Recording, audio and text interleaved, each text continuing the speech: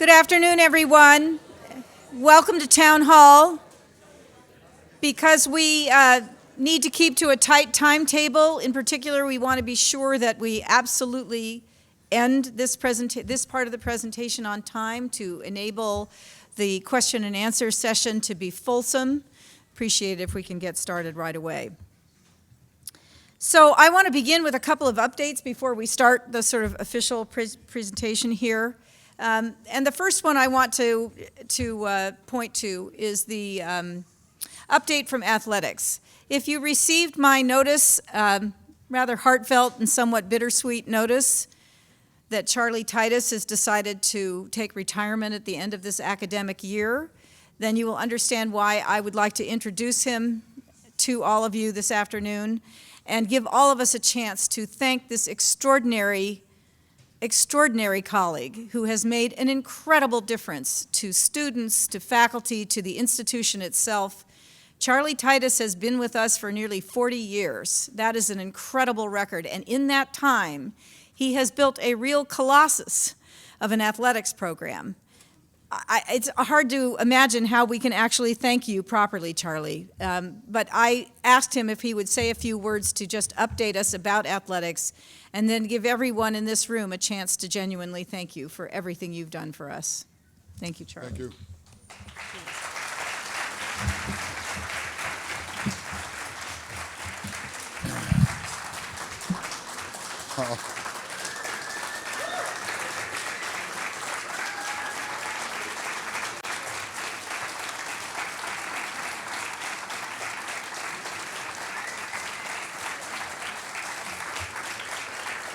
Thank you.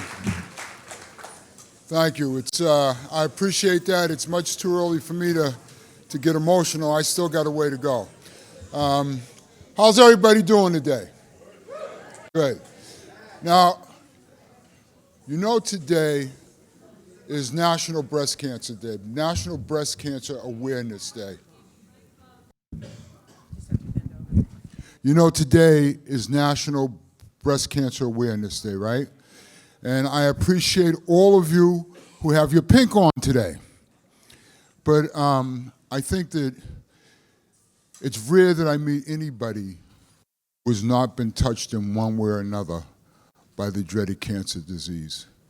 So I'm going to ask that we just take 1 minute and think about those in our lives who have had to battle cancer and give a little prayer for them, please.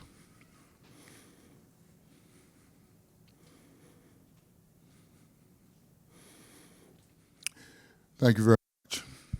So, Chancellor, we're doing very well in athletics right now. I'll give you a quick rundown of our fall team. Our men's soccer team is 11-2-2 overall. We are 4-1 in conference play with a very young team. We've won our last 4 games in a row. We have 3 games left in the season. Saturday, November 2nd, is our last home game. If you can come out and cheer the fellas on. It's over at the BC High Field, and it's at 3 o'clock. Women's soccer has had an outstanding season thus far. They are 15-2 overall, undefeated in conference play. Yeah, give them a hand. They have 2 home games left.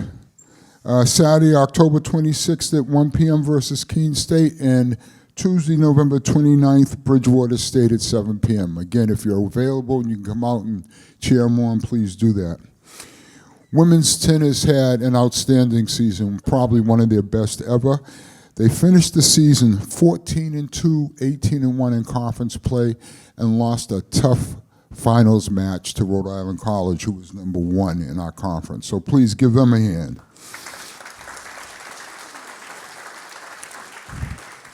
So everybody in New England is very happy about our women's volleyball this year. Our women's volleyball has been a perennial champion in New England. We've dominated New England. We have been having a little bit of a down year. We're 7-16 overall, but we're 4-2 in conference play, which means this young team still has a chance to get to the NCAAs and playoffs. So if they do, watch out.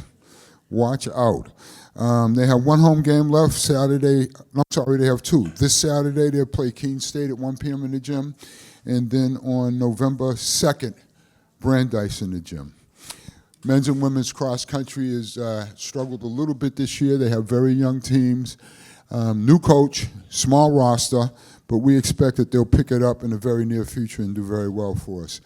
We had, as most of you know, we've been working on a sports leadership program here at UMass Boston, an academic program, a bachelor's degree in sports leadership and administration. We had the launch yesterday here on campus, and it was exciting. We had a full house. A lot of our advisory board members were there. The chancellor spoke. Former Chancellor Motley spoke. Mark Lev, who was on our advisory board and the president of Fenway Sports Group, spoke. One of our alum, Mark Duggan, who is chair of the Sports Leadership Advisory Board and the former CEO of Nike Bauer, spoke.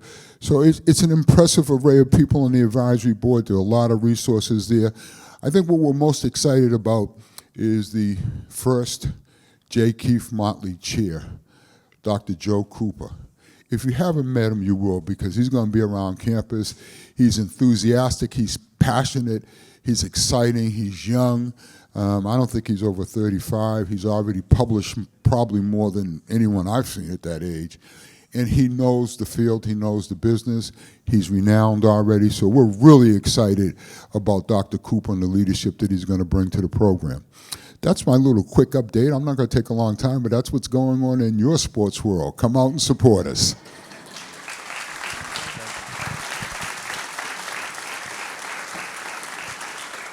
As you know, that doesn't happen by accident, that track record. It happens because of leadership and enthusiasm and passion, and I'm very, very grateful to Charlie Titus for giving us this for at least 40 years. And I hope we will have more opportunities to celebrate his accomplishments and contributions before the year is out. Second announcement, many of you are interested in Bayside, what's new at Bayside. The Accordia Partners, the developer at Bayside, is holding 2 charrette sessions at the Boston Teachers Union building, one this weekend and then the other one in November. Everyone is welcome to come, and I hope that you do. But we also are going to have a special session on campus on November 20th from 3:30 to 5 right here in this room, and that's an opportunity for you to hear a presentation from Accordia Partners and to ask your questions, make comments and suggestions. They have been very open and happy to collaborate with us, which I'm very pleased for. Okay, now on to the agenda for today. The first thing I want to do is acknowledge, as we will be acknowledging later on in the day, that this has been a very difficult 3-year period for this university. I'm very aware of that. We all are. The budget situation has not been what we'd like, and it has created tremendous pressures that our staff have had to contend with, that our students are having to face, and that all of us are having to face. And I know we will be hearing from our colleagues in the unions later on this afternoon, and I welcome their questions and comments, but I want to begin by acknowledging your efforts to keep us within budget, the distress and difficulty that it has caused us all to have to lose colleagues that we value and treasure.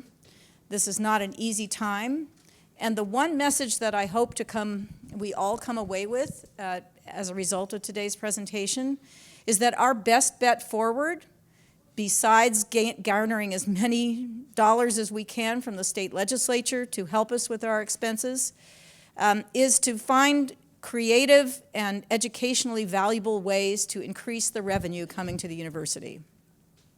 The budget requirements that we have to meet are stringent and difficult, and we will not be able to meet them without an extraordinary degree of sacrifice if we are not able to ramp up the revenue that comes into the campus.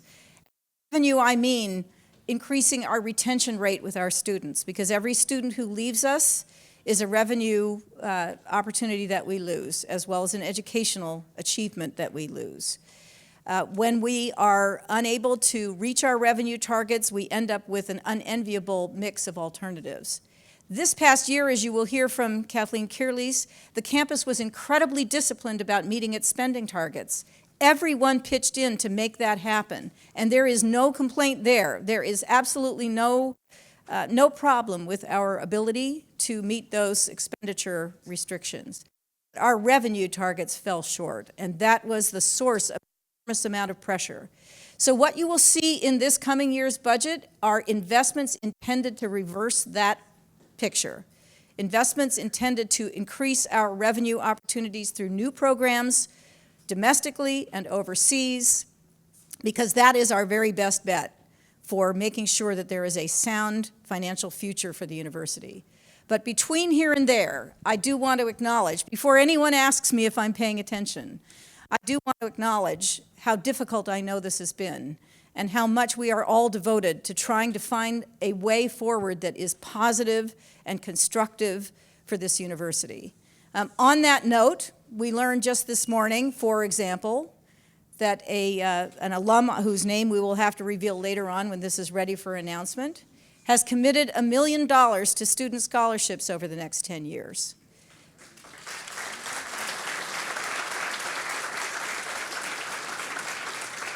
Those student scholarships will be awarded to students in a particular field when they cross the threshold of their first semester of their freshman year in order to encourage their re-enrollment in the sophomore year and thereafter. So we will be looking for this kind of scholarship support, both because it's great for the students, but also because it, again, reaches one of our goals, which is to improve retention, which is good educationally and also makes a huge difference on the revenue line.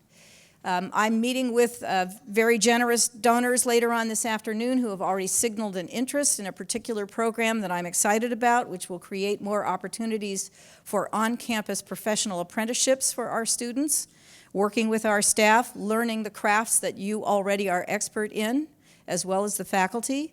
If we are fortunate enough to receive that gift, which is a 7-figure gift, it will also help retention, because it will give students an additional reason beyond the extraordinary education they receive here to stick with UMass Boston. So what you're going to see in our plans for this coming year are as many targeted investments as we can afford that will in turn yield a positive revenue picture. And that is what is the very best protection for this campus, and it is what I am personally dedicated to seeing happens. So let me just say again that I appreciate your willingness to swing with us as we try to cure the problems that are very long-standing and have built up over a long period of time, as we try to gain more revenue from our own activities, as we encourage donors to step forward and support our students, faculty, and staff, and as we together find solutions for the budget problems that I know have exacted a great deal of stress for all of the people who are present today. With that note, I'm going to turn it over to Kathleen, who's going to go through the operating results and the FY20 operating budget and the capital budget, and I will be back to talk about the goals for this year. Thank you, Catherine. As Catherine said, I would also like to personally thank every single person in the audience here. I know that we've had a difficult road the past few years, and things are coming together thanks to the hard work of everybody in this room. So last year in fiscal 19, you'll remember we entered the year pretty much continuing to benefit from having the budget be more structurally aligned, having had significant reductions in fiscal 17 and 18. So the good news is we were able to finish the year this year with a balanced budget. So we were able to stay on target.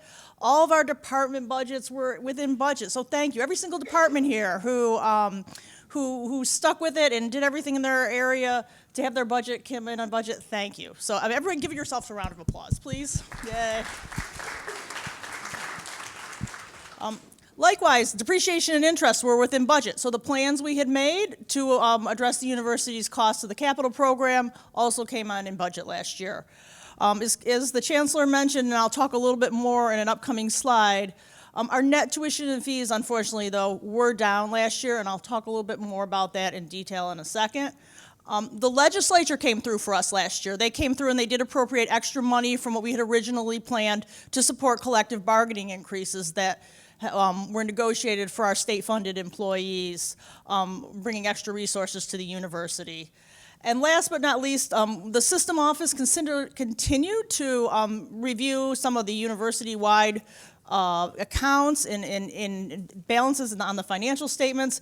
And the university here benefited from a one-time $3.4 million adjustment, accounting adjustment, that also helped us for last year's results, but was a one-time adjustment.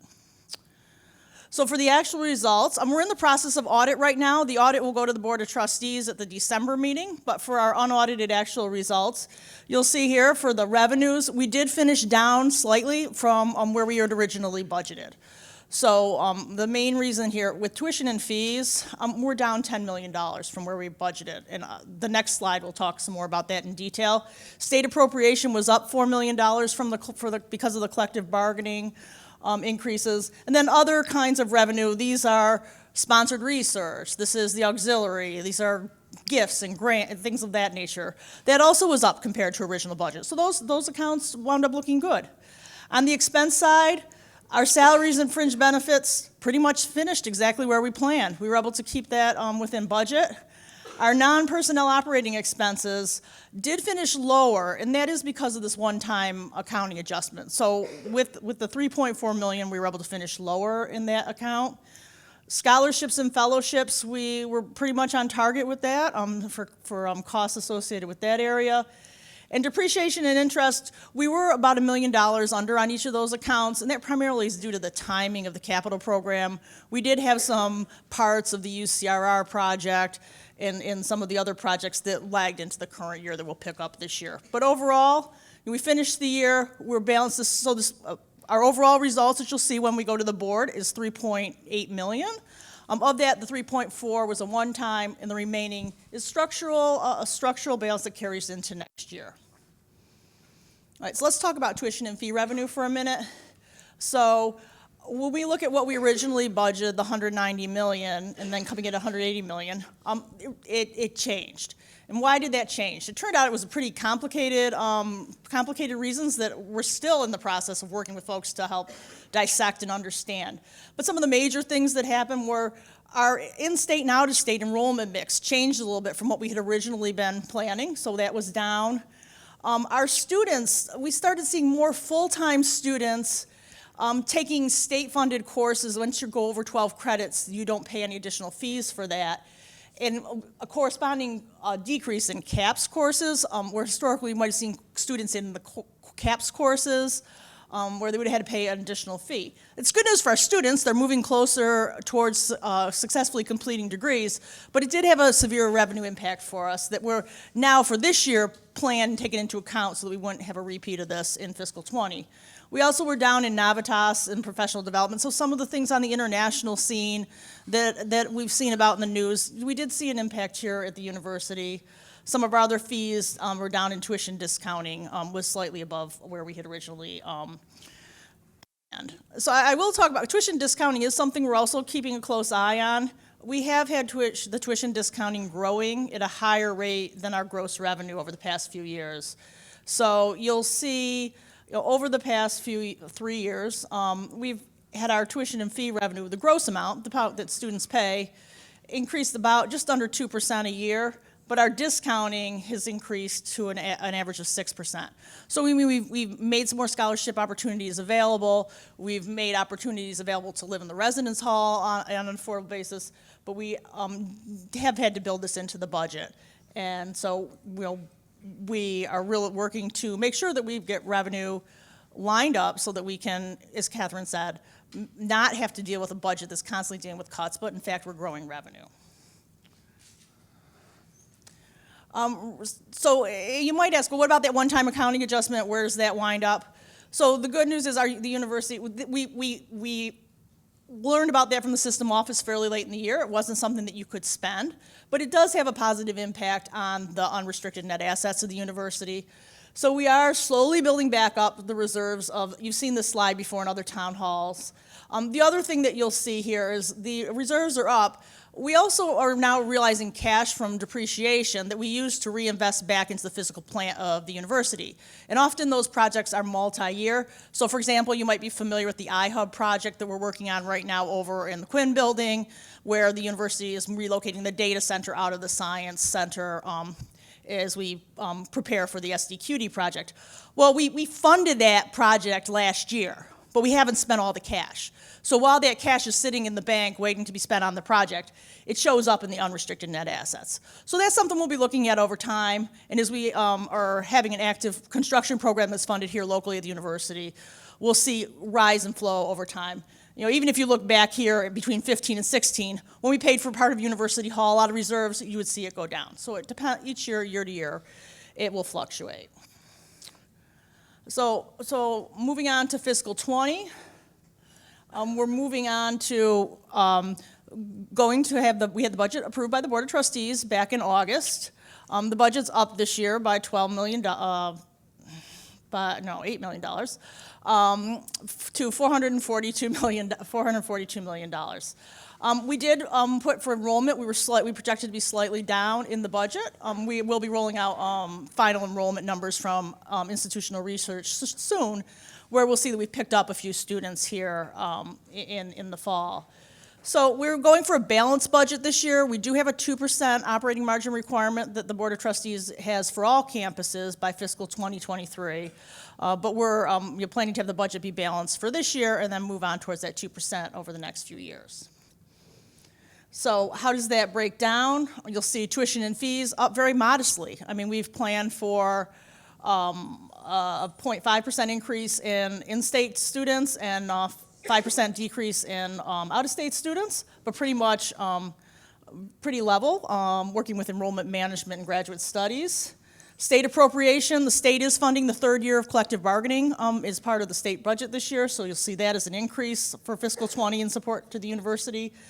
And then our other revenues, we've built in some of the things that are already materializing, and as we work on some of these other initiatives, we will add that to the budget, and then we'll be able to take a look at how that can affect how we have to look at the expenses. On the expense side, you're down a little bit in salaries and fringe benefits. Our non-personnel operating costs are back to the $101 million level. So that was the level we were at last year. We just were able to save the $3.4 million as a one-time adjustment. And then our scholarships and fellowships.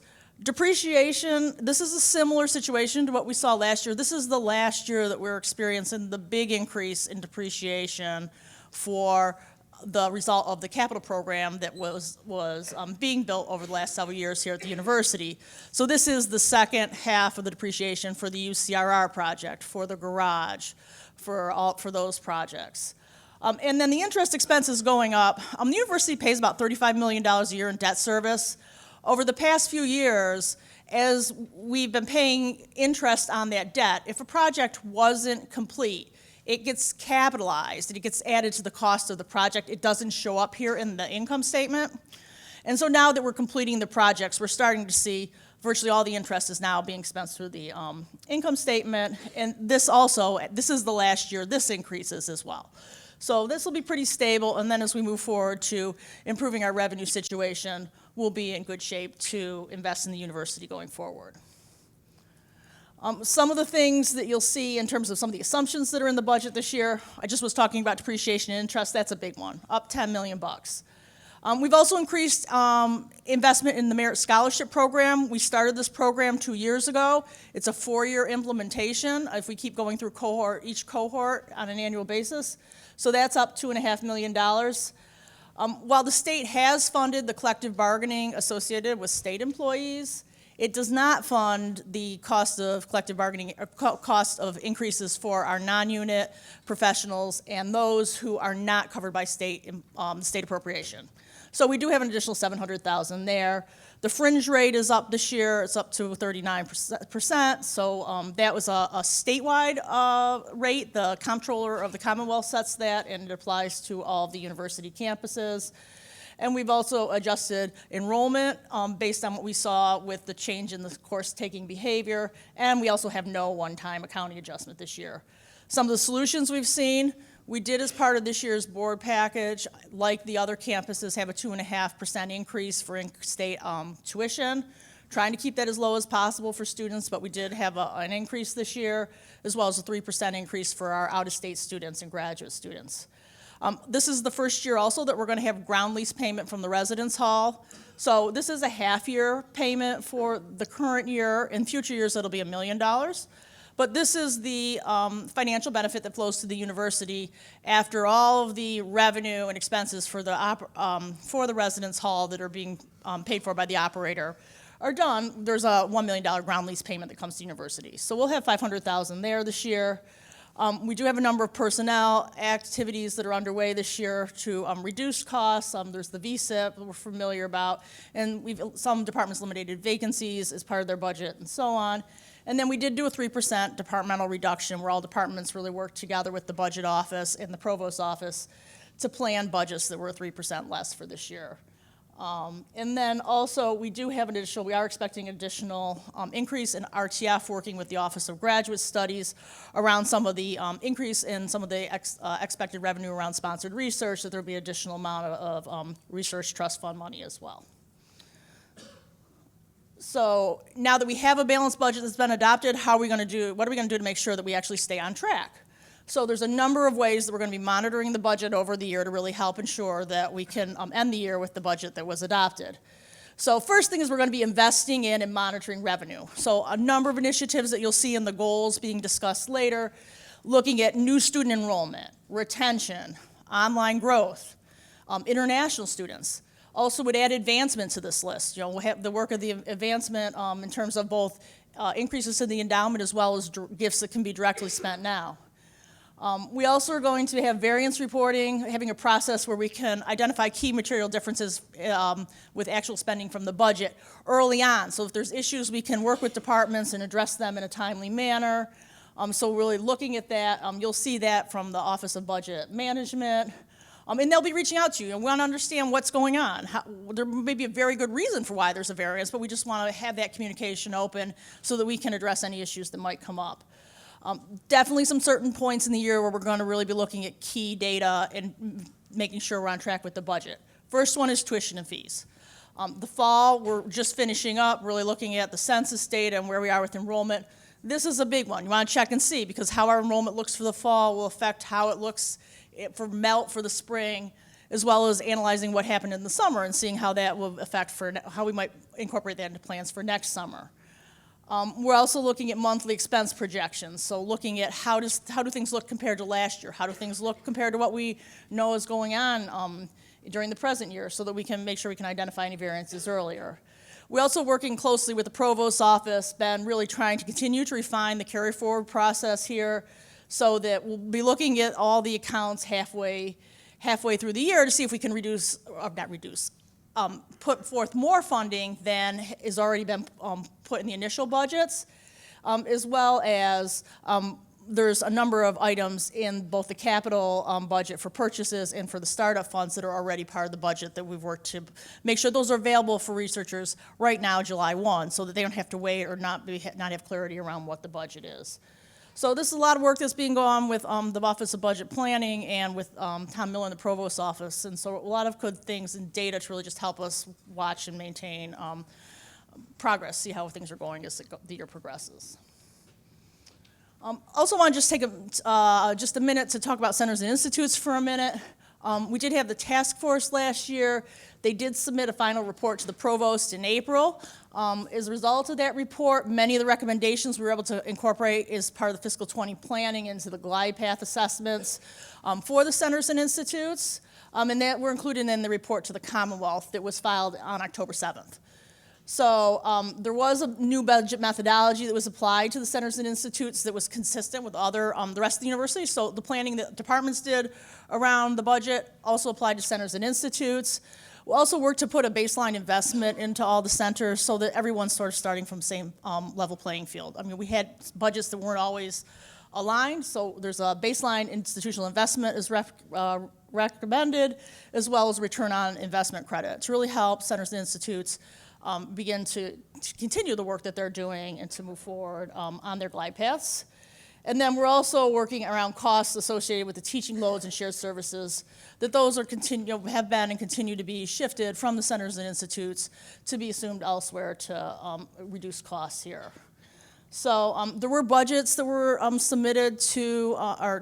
distributed on October 9th regarding budgets for the centers and institutes. So, Provost's office, Tom has any kind of additional information if a center and institute might have any questions about that. Also new for this year, I just want to take a minute to talk about the capital budget. So we here at UMass Boston haven't historically had a formalized process for the capital budget, and we're excited that we now are getting one in place. So there is a budget that's been adopted this year. There's 3 major sources of funding for it. The first one is local funding. So this is the funding that's coming from the depreciation that the university has in its income statement, or reserve if we have money that came from depreciation that's carried over into a future year from the reserves associated with that. So we've appropriated $7.7 million of new projects so far this year, including $1.2 million for academic departments, and also a number of projects for IT, student affairs, facilities, athletics, and campus services.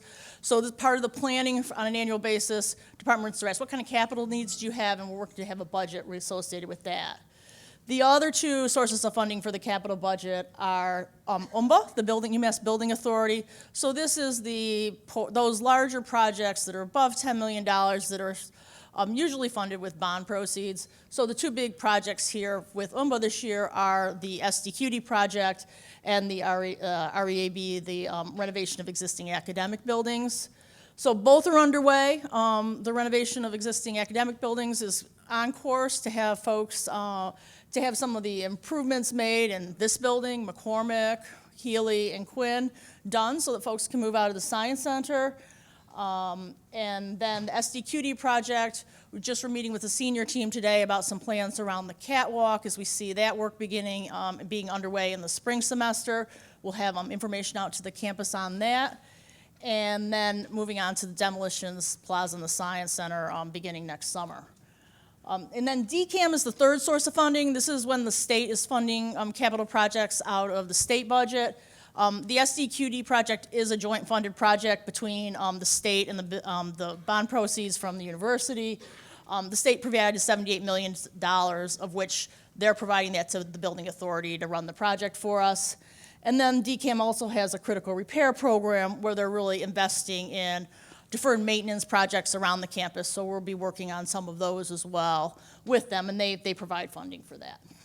So that pretty much wraps up an overview of the university's budget, both last year's results and this year's results. And the remaining part of this hour we have designated to talk about the Chancellor's goals. So with that, I'm going to turn it back over to Chancellor Newman for information on these. Thank you. I know that's an awful lot to take in, so just in case you want to study up, all of these materials will be on the website, available to everyone, and so you'll have a chance to study them up, and if you have more questions, to address them to us. Now, on to this year.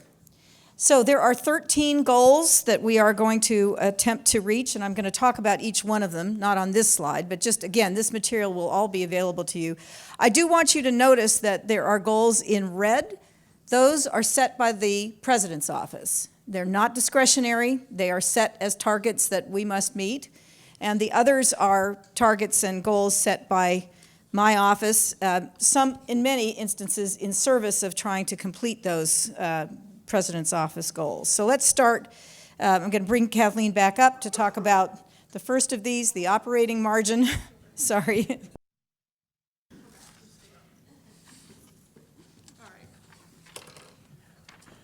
So just to build on a little bit of what I just talked about, the President's office has dictated that we will have an operating margin of 0 this year. If we can surpass that, great, but we are required to have a 0.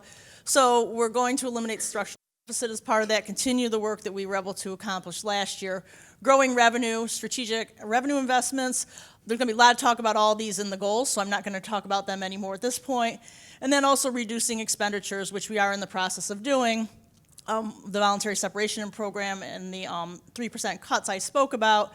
We also are doing strategic reorganizations across administrative units, and there's a goal about that here that we'll have more details on. And then we're also working to carefully align the NTT faculty resources with where we need instruction, and then other strategic cost-saving measures, often developed in partnership with departments around the campus. And all this is to plan for the 2% margin, which we are required to do to get to by fiscal 23. So just to give people a sense of what is 2%, our budget is getting close to $500 million that would be $10 million. So that's the difference between where we are at 0 and where we would be for a 2% margin. Okay, next slide. I'm going to hand it over to Garrett to talk about student success. This has many different pieces to it. Again, we can't go through all of this and still reach our target of giving you a chance to do the Q&A, so we'll do our best to get through what we can. So I don't have an hour? Okay, since I don't have an hour, you should mark your calendars for our town hall on December 3rd, when we'll spend the entire time on student success. And today, I will just tell you, you should be familiar with these 6 things already, because you've been doing them for the past year, and almost every single person in the room should be able to see themselves in one of these initiatives here, or many of these initiatives. So I'm not going to go through each one of them, because you can check the website later, you can look at the plan from last year, and you'll be familiar with these things. One thing I want to highlight for this year is that we took what was a Res Hall goal from last year, and we integrated it into the student success goal, because all that work that Student Affairs does and the whole campus does to support the students in the residence halls is about student success. And so you'll see that's the first initiative here that's about continuing our growth into being a 24/7 campus and deepening our programs in student life. So that's one thing I wanted to highlight. Something else I wanted to highlight, our faculty has just had tremendous engagement in the Early Alert program for this fall. And so more than 9,200 early alerts were given to students in their courses, either for what we call green, yellow, or red performance thus far in the semester. So kudos to all the faculty who've been involved in that. That's more, I think there were 8,000 alerts last fall, so we're seeing growth in that program. I'm staring at Sarah Bartlett because she does a lot of the work to make the systems work around that with her team and with others. So thank you to everyone who's been involved in that work as we continue to lean into it. Okay, now is the moment where you have to use your brain, and you have to think, what is our for our freshman students, what is our typical retention rate into the sophomore year? Write it down, write it on your phone, draw it on your arm. Do you know our retention rates? That's number one. Number two, what's our 6-year graduation rate for first-time, full-time freshmen? Picture a number in your head. Do you know it? Catherine mentioned how important these numbers are to our finances. I think they're even more important right to our mission. That's why we're all here. That's what we believe in. Everyone should be really familiar with those numbers. And so rather than go through these initiatives, I wanted to spend a little time giving you updates on those numbers in case you don't know them exactly off the top of your head, or in case you haven't been sitting in the IR office asking them for census data this fall. And I wrote preliminary unofficial on here because I'll let Jay Hughes and his team publish the official data, but these are roughly right. I can't see Jay, so hopefully he's nodding. The first thing you'll notice here, which is you'll see visually, the first point I wanted you all to be aware of is that we retained way more sophomores this year than we've ever retained before. Everyone should probably felt this over the last year.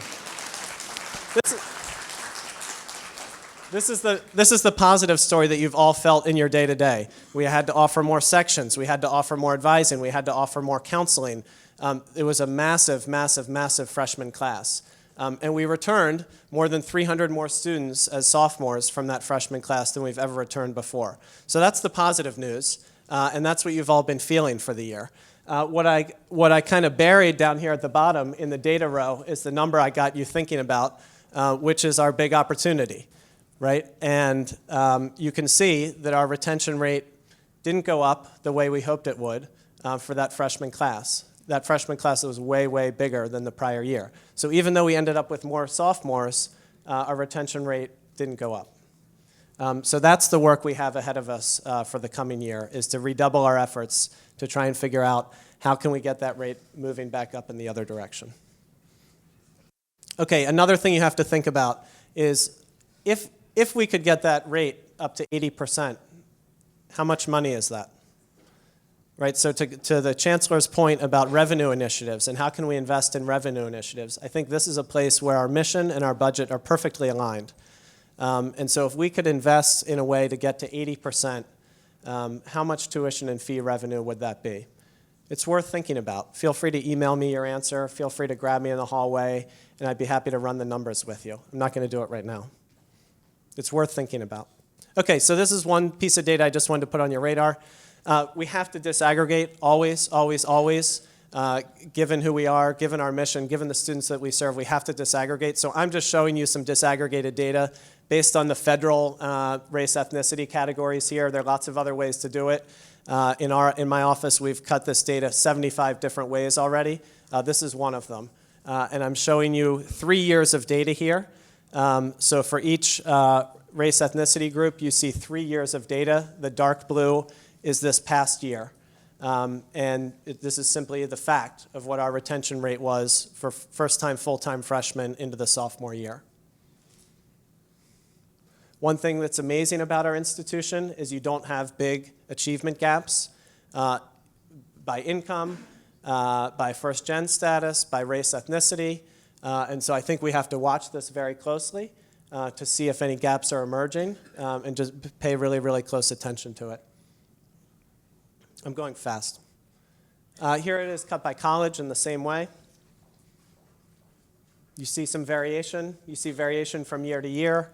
I'm just giving you a taste for the kind of analysis that we're doing to try and understand what's underneath the retention numbers. I'm going fast. Finally, just an update on the graduation rate data. The bottom orange line here shows our 4-year rate. The positive news here is it's ticked up another point to the highest level it's ever been at 27%. The good news on the dark orange line is that it's ticked up another point to 49%. So this is really, really awesome data. And let's see it hit 50% next year, at least. Okay, I'm out of time. Emily, do you want to come on up?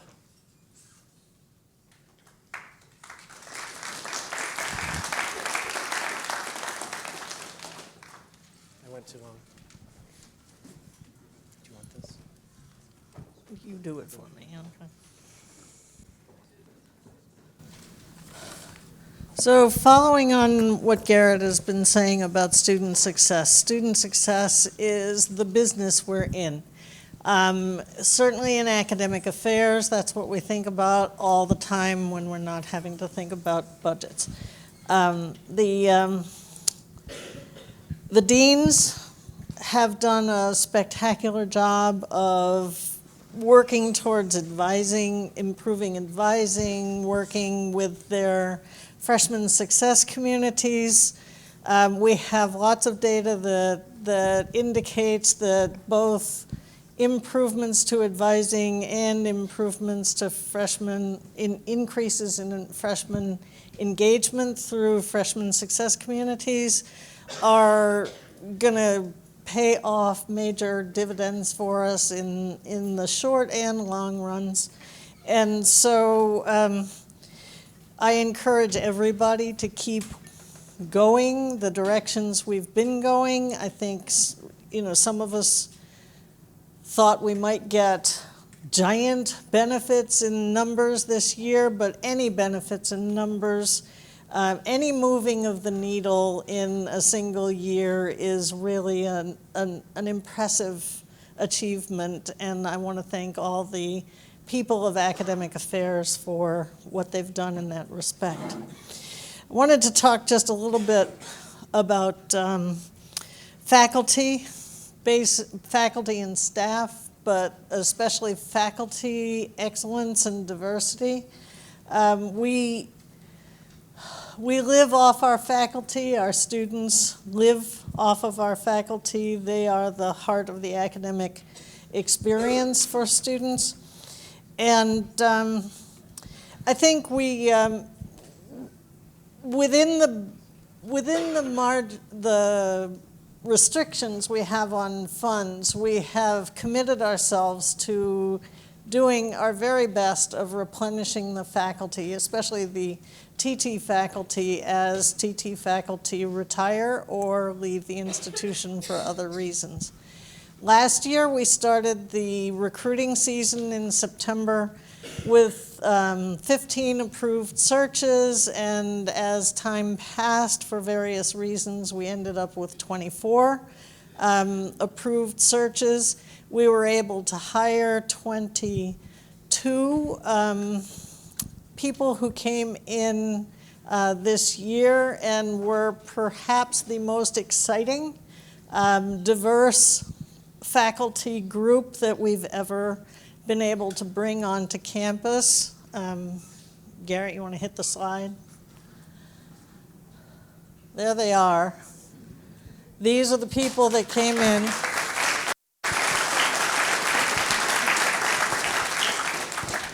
We're committed to redoubling our efforts this year. We're starting the season with 13 approved searches across the campus. This is for TT faculty. We have deans chomping at the bit in the background with their requests for phase 2 that might raise the number of searches before the end of the potential recruiting season. We're not sure where we're going to get on that. We're analyzing the revenues in more detail and all the budgetary implications, but if possible, we will see an increase in the number of searches again. We hope to be able to duplicate the wonderful results we had last year. We always bring in wonderfully qualified faculty. What was especially successful about last year was that 14 of the 22 hires we brought in were from underrepresented minorities, and 2 more of the faculty represented diversity because they were women in STEM disciplines. We aspire to replicating those figures again this year. One of the main issues, of course, if you bring in diverse faculty, is that you have to retain diverse faculty, and we're looking at other ways to improve the climate on campus for faculty and our diverse student body. And one of the things we'll be rolling out in that regard is a series of bias trainings for staff and faculty to make sure that, and deans and administrators, in order to make sure that we have as welcoming a campus as we can, and that we all have a customer service mentality that will help to retain our students and our faculty and staff.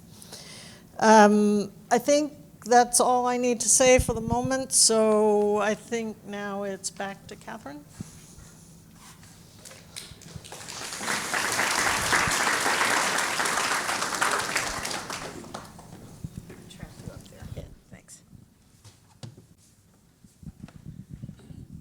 Okay, so now you'll see that red goal up at the top. That's because, as I mentioned, that's a president's office goal. It doesn't have a number on it, but essentially the president's office is directing our attention, as if they needed to increase enrollment and net tuition revenue. We do depend heavily on predictive and accurate models and best practices, so that's nothing new for us.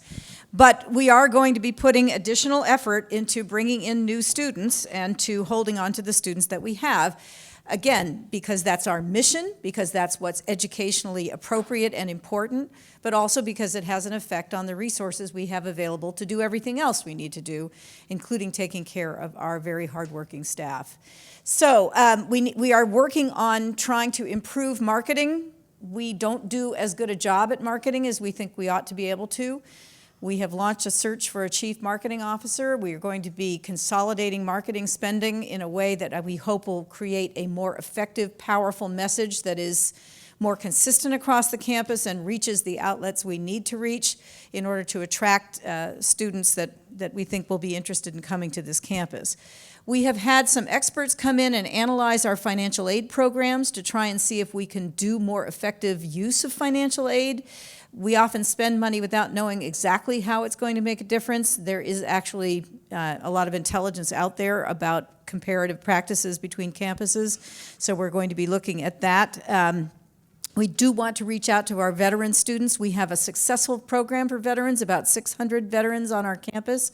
At any given time, we'd like to see that improve and develop more programs and pathways for veterans to make use of the experience they have in the military in order to extend themselves into the civilian labor force. Garrett has already talked about improving retention, so I won't go into that, but it's quite important. We do want to improve our graduate enrollments, and we're going to try to sustain our out-of-state enrollments and diversify international. And by that, I mean looking to other countries besides the ones that we typically have depended on. It probably hasn't escaped your attention that there's an awful lot of stress right now in the American relationship to China. China has been a major source of international enrollment for us.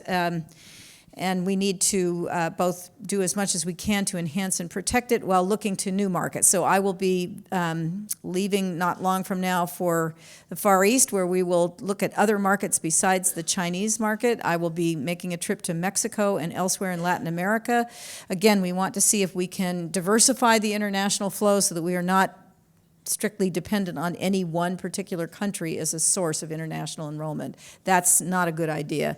Just to give you a sense of this, across the whole UMass system, in engineering and computer science, 50 to 60% of the students at the master's level come from either India or China. That's across the whole UMass system. So now imagine that your government and mine make it more difficult to recruit students from either of those two countries. Immediately you have downward pressure on enrollment, and so we need to be as mindful as we can, both to be welcoming ourselves and to look to other countries to increase the diversity of international enrollment. So these are things, again, that are designed to try and increase our educational footprint and also meet our mission for revenue. Okay, next slide. Online. Online is an area in which this university needs to do more work. And so we have worked hard to pull online out of where it used to be in CAPS and create a new leadership structure for it. It needs more attention, it needs more devotion and resources in terms of marketing in order to grow. Our online enrollment is principally right now, as it is on the other UMass campuses, students who are already enrolled here. And so it makes it more convenient for the students that we have, but that doesn't grow the population of students in the online world.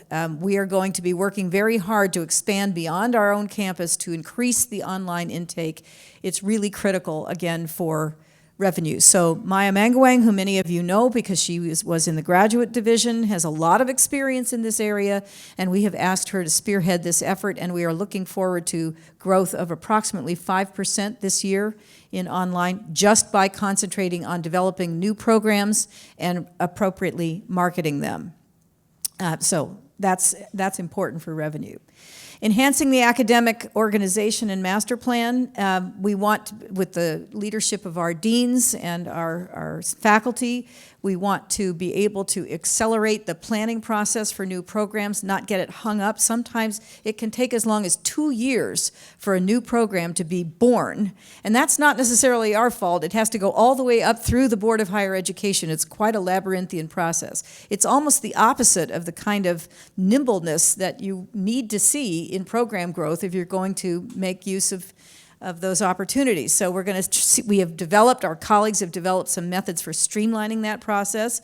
We want to make sure that governance is properly attended to, but we've got a fast-tracking process that has been developed by the faculty. We need a full academic master plan program by January of 2020, and that does require engaging in a continuous way with faculty on studying the academic structure of the campus and figuring out its optimal organizational form. Okay. Administrative enhancements. It has probably not escaped your notice that starting last year we began a series of external reviews of administrative units and looked to reorganize them, streamline them, make them more effective. That's happened in HR, it's happened in marketing and communications, it happened in facilities. This year we're going to focus attention on athletics, on IT, On government relations, we want to take a close look at the Office of Grants and Contracts and make sure that we are properly supporting pre- and post-award. We've had a lot of concern from faculty there. We need to make sure that we are properly supporting that unit. We're going to be analyzing financial aid, the admissions office. In every one of these reviews, we are calling on best practice, on expert guidance, and then trying to assimilate that in our own language and in our own way that's appropriate to our own campus. But administrative efficiency is crucial. It helps to direct resources where they need to go and support the growth of the campus. Reinforcing commitment to customer service. It feels a little awkward to use language like customer service in an academic environment, but let's face it, when our students come into a one-stop or come into my office or email me, as they do often in the middle of the night, and they want to know, how can I fix a particular problem they have? They get an answer from me within about a half an hour. And it may be an answer that just says, I don't know exactly the answer to your question, but I will get back to you. Every one of our students and our employees deserve that kind of rapid response. It lets them know we care about them. It lets them know we're paying attention to the issues they raise. And all around the campus, we need to try and inculcate that attitude. And it's not just because it's the right thing to do. It actually makes a difference for enhancement and for retention. If students feel like they're being cared for and that we are listening to their issues, they're much more likely to keep us in their hearts. If they feel like they've gotten a cold response or nobody's listening or it's taken me 3 days to get back to them, they don't feel like they're being paid attention to. So we have to concentrate on making sure that we are as responsive as possible to the people to whom we are most devoted and owe our attention. Shared services, that again is a President's Office initiative. You've heard a lot about it. There's been special town halls around it. Support IT infrastructure enhancements. You all know that we have a new IT leader in Ray Lefebvre doing a fantastic job. And Ray has promised 60 new initiatives, and you are seeing them in your email. So we're very pleased to have you here. Next slide. Fundraising. Under the leadership of Adam Wise and his colleagues, we have rebuilt the advancement office. We just recently added a new colleague in foundations and corporations. Really important. If we're going to support our and institutes, we've got to have an effective person in that role. There hadn't been anybody, really recently that had the full-time devotion at the level that we needed it, so we've enhanced that particular part of the office, and that will allow us to go after large-scale grants from foundations that we hope will help support us. But we have had very good work this year. We tripled the amount that came in to the university last year. We are on a roll, and as I mentioned just this morning, we got a new commitment for $1 million for student scholarships from a generous alum, and we hope to keep that up. So advancement is important because it brings in revenue to the endowment that we need to keep going. Ninth goal, connecting to Boston. I'm not going to say very much about this, but let me just say that it is one of those things that matters a great deal to me personally as a researcher who's focused on labor markets. I'm very, very aware of what it takes to help our students find their way in one of the nation's most prosperous cities. They don't have these connections in their families in the way that students perhaps from more prestigious universities or more well-heeled families have. But we are opening doors to them, and I am pleased to say that these new industry clusters are working. Our students are getting jobs before they even leave the afternoon programs that we're putting on with our industry partners. Next. Campus rehabilitation. We are, as Kathleen mentioned, going through a whole series of action projects, and a new campus master plan needs to be built. I mentioned some things going on with Bayside. We now have approval from the trustees to seek proposals for redoing the calf pasture pump house. That has to be done without any of our university money, not a dime. We don't have any money to put into it, but there are people who are quite anxious to help support that effort. And I think we're going to see some great development on that end of the campus. Goal 11, we are reorganizing marketing. We have made a lot of progress, I think, in crafting a more positive image of the university in the local media and in the national media. And a lot of that is owed to the hard work that our colleague Ray Howell has done. You might have seen just this morning there was an article in the business press about our industry clusters. All of those things matter because a positive public image of the university helps to attract students, helps to attract new faculty, and without it, it's very difficult for us to achieve any of our goals. So we are going to be working on marketing. Let's keep going. These last two goals, again, are university president goals. Financial planning, there is a new financial planning advisory working group, and they are preparing the reports that now must go to the legislature. Probably didn't escape your attention that the legislature was particularly keen and a little concerned about our budget, and in January we are now required to report back to them in ways we never have before. So we are preparing to do that through this advisory group. Kathleen Kierlees is a member of it. And finally, outreach. We actually didn't need this goal at all because this campus does more outreach to the legislature than any of the other campuses, probably combined. And that's largely because we're in Boston. So I probably spend at least a day a week in the State House, and we will be bringing our state legislators here to be sure they see all the good work that you're doing. So these, my colleagues, are the 13 goals we must strive to reach this year. If we are able to achieve these goals, we will see a greater degree of stability on the campus. We will see resources that we desperately need to invest in our staff. We will be able to do more to accommodate the losses that we have experienced, which I know are very heartfelt among all of us. We need to rebuild our ranks where we can in the staff so that we don't have people that are overworked or who feel, as you all do, enough is enough. I have to tell you, I think enough is enough too.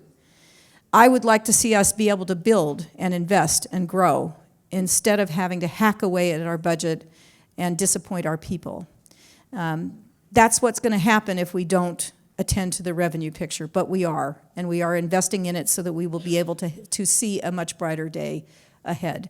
Now, we are finishing right on time at 2:15. We promised our union colleagues that we would give you an opportunity to ask questions. We're going to take those questions two at a time and provide whatever answers we can. And if we don't have the answers, we will try to get back to you. So I leave it to you, Annetta. Hi. Hello, everyone. My name is Ada Reyes. I am a fourth-year PhD student in the Early Education and Care PhD program in the College of Education, Human Development, Curriculum and Instruction Department. We are a brand new program. Despite all the difficulties and the challenges that we all endured, our small little program has been able to get grants for about over $6 million. We are on our fourth cohort. There's a lot of great things happening with us, despite the challenges. However, we also have seen the loss of 3 faculty and 1 student. A lot of that great stuff happening in our departments, it's because of graduate students like myself. However, we don't hear about some of the challenges that our students are dealing with. So I'm here today to share a little bit about my story. So I am, as I said, a graduate student. I am a mother of a child with disabilities. In the last 4 years, while supporting faculty in the program, I have had to move 6 times because I can't afford my rent. My child is currently homeschooled because I'm spending most of my time here supporting my staff and my faculty. And at the same time, I just recently had to move with my mother at age 42 because I cannot afford supporting my child on my own, and I cannot support myself either. So even though great things are happening, there's also some really difficult things happening with our graduate students. And I am here to share this story because I want you to change your shift in thinking. I don't want you to see annoyance when you see a button. I don't want you to see annoyance when you see a sign. I want you to see stories. I want you to see people like me who are still struggling, but are still here, committed to this institution, committed to everything that we stand for. And in the words of Chancellor Newman, I encourage partnership, creative partnership. Do not see students as the opposition. We are your allies. We're here to work creatively in partnership with you for the betterment of the entire institution.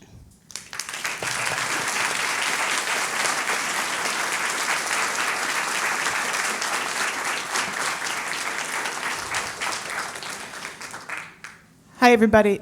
Thank you, Chancellor Newman, for setting aside this hour to hear questions and comments. I want to get a sense of the room. How many people want to come down to the mic and have something to say? Please raise your hands. All right, I'm going to ask folks to step into the aisle so we can see you, so we can line up, because we really want to use this time to hear from as many people as possible. So please don't be shy. Like, stand up and come on out. I know you've heard from me before, so I'm actually going to cede my time so we can hear from different voices. Janelle? Hi, Chancellor. I'm Janelle Quarles. I'm the president of the Classified Staff Union here on campus. So I kind of just want to mention a lot that's been going on. We absolutely saw your overview, and it seems like things are looking up, maybe. However, we still have real issues here on campus that we have to deal with now. So you implemented the voluntary separation package that just happened, which left a lot of work for remaining staff.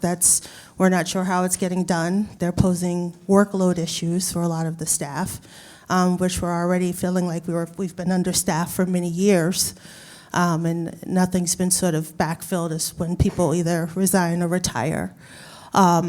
So that is something that's not kind of gone unaddressed, and now it's sort of made the problem bigger with this new VSIP. Also, we've seen a couple of departments that have additional layoffs due to either restructuring or closing, what have you, which cuts into the staff even more, cuts into the morale even more than that. And we still have these holes that need to be filled. So I mean, it's good to hear that things are on the good things are coming, but we'd like things to be addressed as to what's going to happen right now, where people are really feeling a pinch.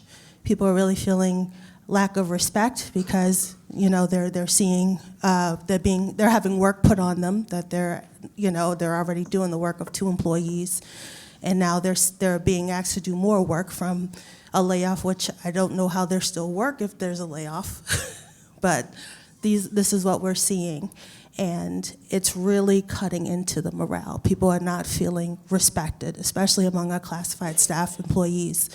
They're not feeling like they're being valued in the work that they do and the contributions that they make to this university. So.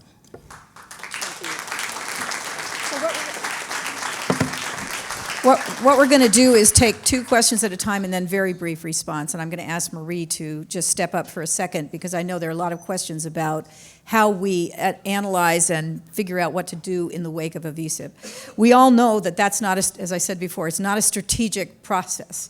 You can get clumps of people who decide for their own reasons that it's time to retire. It's not like you can structure that for them. It gives them some latitude to determine their lives, but it does leave the rest of us, the rest of you. Before I hand it to Marie, though, I do want to say one thing. We do actually feel extraordinary respect for our staff. I understand why it might not feel that way because of the cuts. The cuts are not intended to telegraph any level of any disrespect. They are financially necessary, and I understand why they're incredibly stressful, but let me just say that when it comes to respect, admiration, and thanks, we all feel this for the staff. We just need to make sure that you feel it at the end of the day. And so I appreciate your comments, and let me now ask Marie to speak just briefly. Yeah, and we will be brief because we promised that we would be brief in our answers to give everybody else time to talk. So I will just say, I share that concern. I definitely think that, especially because this isn't the first round of staff cuts that we've undergone since 2017. We've had 2 VSIPs. We've had 1, I would say, major staff reduction. And then, as Janelle rightly pointed out, there have been some happen from time to time everywhere, but we've had more than our fair share of them, I think. And it's not something that is, I think, sustainable over the longer term unless we take some action. So one thing that I think we learned from the last time around was that the workload is something we really need to look at, and we need to look at closely. For instance, in the VSIP agreements we made with the unions this time, there is built into them an agreement that we will convene and look at the workload issues in the aggregate. And I think in the spirit of that, an agreement that we're going to do something about them in a real way. So that, time is passing quickly, but I would say over the next probably month to 6 weeks, that agreement will kick in, and we have to, begin the process of figuring out what we're going to do together to address the workload, because people can only do one job. No matter how much we need the savings, it doesn't change that fact. So that's the fact we're going to live with. So more on that as we progress. Please, go ahead. Hi there.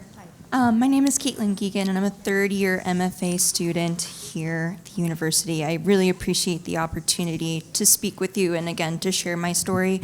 Mine is actually one that is not unique at all, but I appreciate the opportunity to share some of my experiences. So I'm a third-year MFA candidate, but when I'm asked on any number of forms or surveys, are you a part-time student, full-time student, what are you? I'm a full-time employee and a full-time student. I work 3 jobs. Because I don't want to be crippled by student debt. I'm a first-generation college student. My family worked really hard to keep me out of crushing debt. My dad worked 3 weeks into his hospice care because he couldn't afford to stop working so that I would be okay and that my family would be okay. And I want you to know that going to this university has meant the world to me and my family, because quite frankly, he died knowing I was going to be okay because I was going off to grad school and I was chasing my dream of becoming a writing professor. I came into the program because it was a gift to be in the MFA, but I wouldn't have enrolled if I thought it would have been a burden to tackle these costs on my own. I wasn't going to saddle my mom with that burden. I was offered in my admission letter this line verbatim: "We look forward to offering you a .25 assistantship, which includes full tuition remission, a remission of 25% of educational operation fees, and an annual stipend, and fees that on your own bursar's website that were listed as several $100s a year." So imagine my surprise in August of 2017 when I showed up and I had a semester bill of over $8,000. So, and I was told I read that wrong. So I'm the English major and I read it wrong. But I entered the program feeling completely and totally gaslighted by the place I was going to call my academic home. And turns out everyone in my entering class of MFAs had all read that wrong. So I have the benefit of in-state tuition, yes. I have been in Massachusetts forever. But I also bear the burden of living in one of the most expensive cities in the country. It is a home for innovation, but is also astronomically expensive, as everyone in this room knows. Our graduate schedule doesn't accommodate a full-time workload, which actually you kind of need to pay rent. I've been turned down for multiple jobs at dream workplaces because someone outside of the traditional 9 to 5 doesn't fit with their team. So therefore, I've juggled at least 5 part-time gigs at times on top of my full-time coursework, because the inheritance money from my dead aunt ran out, and the savings I had from living at home for 4 years taking care of my dad who had pancreatic cancer ran out. I work 50 hours a week, minimum. Am I done? Or is, okay. Because here's the deal. Not to go through this laundry list of things, I want to make sure everyone has time. I teach 2 sections of comp. I tutor in writing, but I can't tutor here because at this university, academic support services doesn't pay their graduate students. If the student doesn't show up for the scheduled appointment, that student doesn't get paid.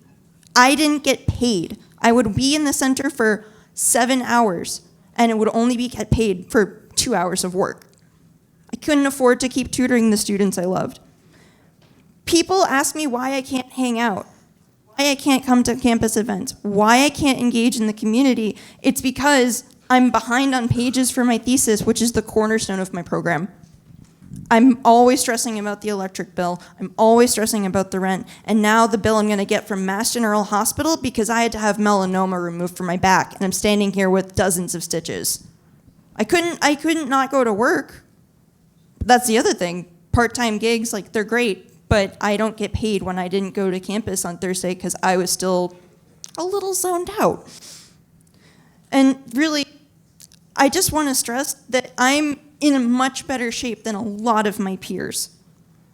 The mishandling of funding has translated to students being unable to continue their studies, students who have left, students who have become homeless because they've tried to continue their studies, or in my case, students working over capacity and lessening the time to study and commit to the education that they're really proud to achieve. And I just wanted to stress that this is my experience.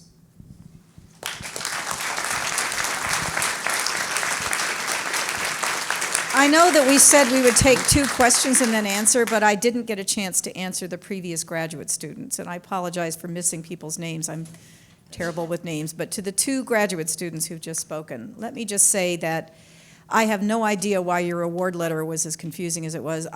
This is something I've made a note, and I will look into this. I don't know the answer to this question, and I don't know why a student who shows up to tutor is not paid if the student they're supposed to tutor doesn't turn up. I understand why that's incredibly frustrating. And I certainly understand the difficulty of balancing the need to care for family and the need to pursue your studies, for both of you. For what it's worth, I was a working student myself. I worked 4 days a week and went to school 3 days a week and never had a day off in the entire time that I was an undergraduate. So I'm not unfamiliar with what you went through. And my family went broke when I was 14, so I started college already knowing I was completely on my own. So I'm not unfamiliar or unsympathetic to your needs. It is a very difficult time of life being a graduate student. It is particularly difficult if you have to work full-time. If there are ways to adjust the schedule so that it works more effectively for those of you who are working, which is pretty much everybody, I would be the first to support it, but I don't know enough to be intelligent as a commentator. What I can say is we will look into this, and I will work with the provost and see if there's something we can do to be more supportive. But let me just say that the graduate students, along with the undergraduates, are the salt of the earth. They are the people that we have built this institution to serve, and we want nothing more than for you to have that dream job that you're looking for. And I hope that we can work hard enough to make sure that's exactly what you have. But in between here and there, I recognize it's a very stressful time in your lives, especially if you have family illness to deal with. So thank you. Please, let's go on. Thank you. Hi, Chancellor Newman. I'm Sarah Bartlett, Associate Registrar, Vice President of the Provost Union. Thank you, Emily. Professional Staff Union. It's news to Emily, yes. You had no idea, did you? And I seem to be Garrett Smith's best friend today, too, so I'm having a good day. That's a good friend to have. Yeah. I want to thank you, first of all, for having this time. I also want to thank you for acknowledging in your comments and in the others that people made earlier about how hard these last few years have been for staff. That's not something we've heard often over the last few years. In fact, we've been sort of told to keep on and keep trudging on, and that's created an issue on this campus, one that I am very worried about, and that is that morale amongst staff on this campus is the lowest that I've ever seen it. I'm an old woman. I've been here a long time. I've been through a lot of crises, but the profound effects of these last few years and the cuts, and also the way in which things are happening on this campus, have really demoralized a lot of people. In both my job and also in my role as Vice President of the PSU, I get to talk to an awful lot of people on this campus, and I've been taking notes on some of the things that they talk about when they cite the low morale. I'm just going to list off a few of them. People are fearful of losing their jobs. We have watched so many of our friends and colleagues go to layoffs, as well as to the VSIP. For the PSU, it's been over 60 just since 2017. We see staff who have given their lives to this place and who are years, sometimes only months away from retirement, being the people who seem to be targeted from layoffs. That's scary to people. I hear from staff who feel that their expertise is not being valued, that it's not being recognized. We talk a lot about the consultants and the people who are coming in to show us new ways of doing things, but oftentimes those people tell us what needs to be done without engaging with us and learning from our experiences. We see workloads constantly increasing with no additional compensation and very little chance for advancement. Areas are understaffed. Our salary pay scales have not been raised since 2007. We are paying more for parking. We have new taxes being put on us. We are not keeping up with the industry. We have people who can get jobs at community colleges as advisors whose starting salaries are far higher than ours. We don't see many opportunities for professional development or career advancement here. It seems a select few people seem to keep going up, but for many of us, we don't. And when we try to, it can take months, even years, for position classifications to go through the process.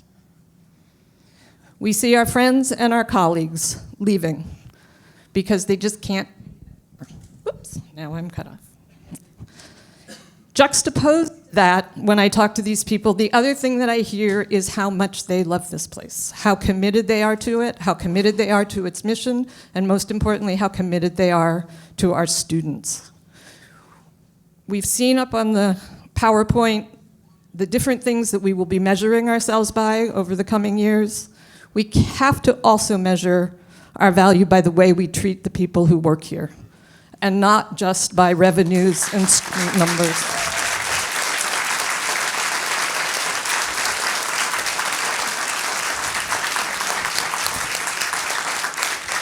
You have a room full of people here who want to engage with you on meeting these goals, but engage with us. Do it with us. Don't tell us what to do. Bring us in, work with us, recognize us, and respect us.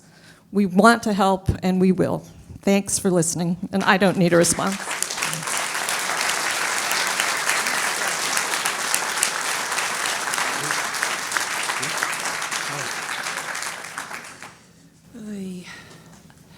Hi, good afternoon. Good afternoon. Chancellor Newman. My name is,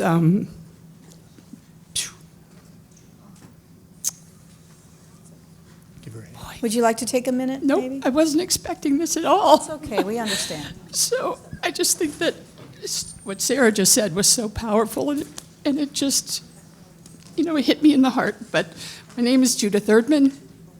I am the director for the instructional design program. My program assistant quit her full-time job a year ago, September, for fear of being laid off, and I've been doing my full-time job and her full-time job ever since. And now, I've been laid off. My notice letter said the reason for this layoff is no work, no funds. But there are nearly 100 active graduate students in the instructional design program, which is a revenue-generating program that has run in the black since I've been at the helm. And I just wonder who is going to look out for the interests of these graduate students? Who is going to advise them so there is retention and student success and graduation? And who is going to work to recruit more students so that the program stays viable? I'm a 62-year-old lesbian woman with a disability who is only 13 months away from being vested in the state pension. I have worked here 11 years, but the first 2 years were as a temporary, unbenefited employee, and those years don't count toward my vesting. I'm now 13 months shy of earning my pension, and there's no one, to my knowledge, who is assigned to run the instructional design graduate program. What about these 100 instructional design graduate students? What about my pension after so many years of service to this institution? I am so close, and at 62, I can't afford to lose it. You're making these cuts to affect your bottom line, but I have a hard time believing that you really have any idea of the negative impacts that your actions are having on us as employees. And I'm here telling you my story and my concern for the instructional design students. And I'm one of the women that Sarah was just talking about. And I just think enough is enough.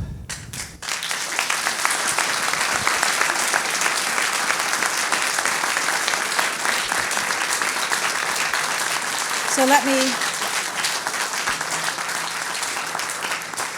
just speak briefly to the last two comments. First, my heart goes out to you, and I don't know very much about your individual. I could admit I don't know anything about your individual situation. and I will try to learn more. It is always painful when people are let go. I am very aware of that. And I truthfully wish we didn't have to do these things.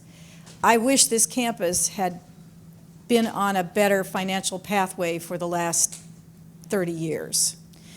When I got here, there was the aftermath of a very significant budget deficit that the system office just was not going to let it continue.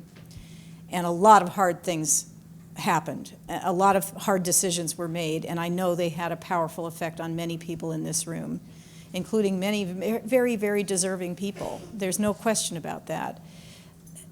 I would love to not have to make cuts, but instead to be able to invest in all the things that you would like to do, and all the things Sarah mentioned that are so important, in all of the services you provide, which are deeply respected and valued.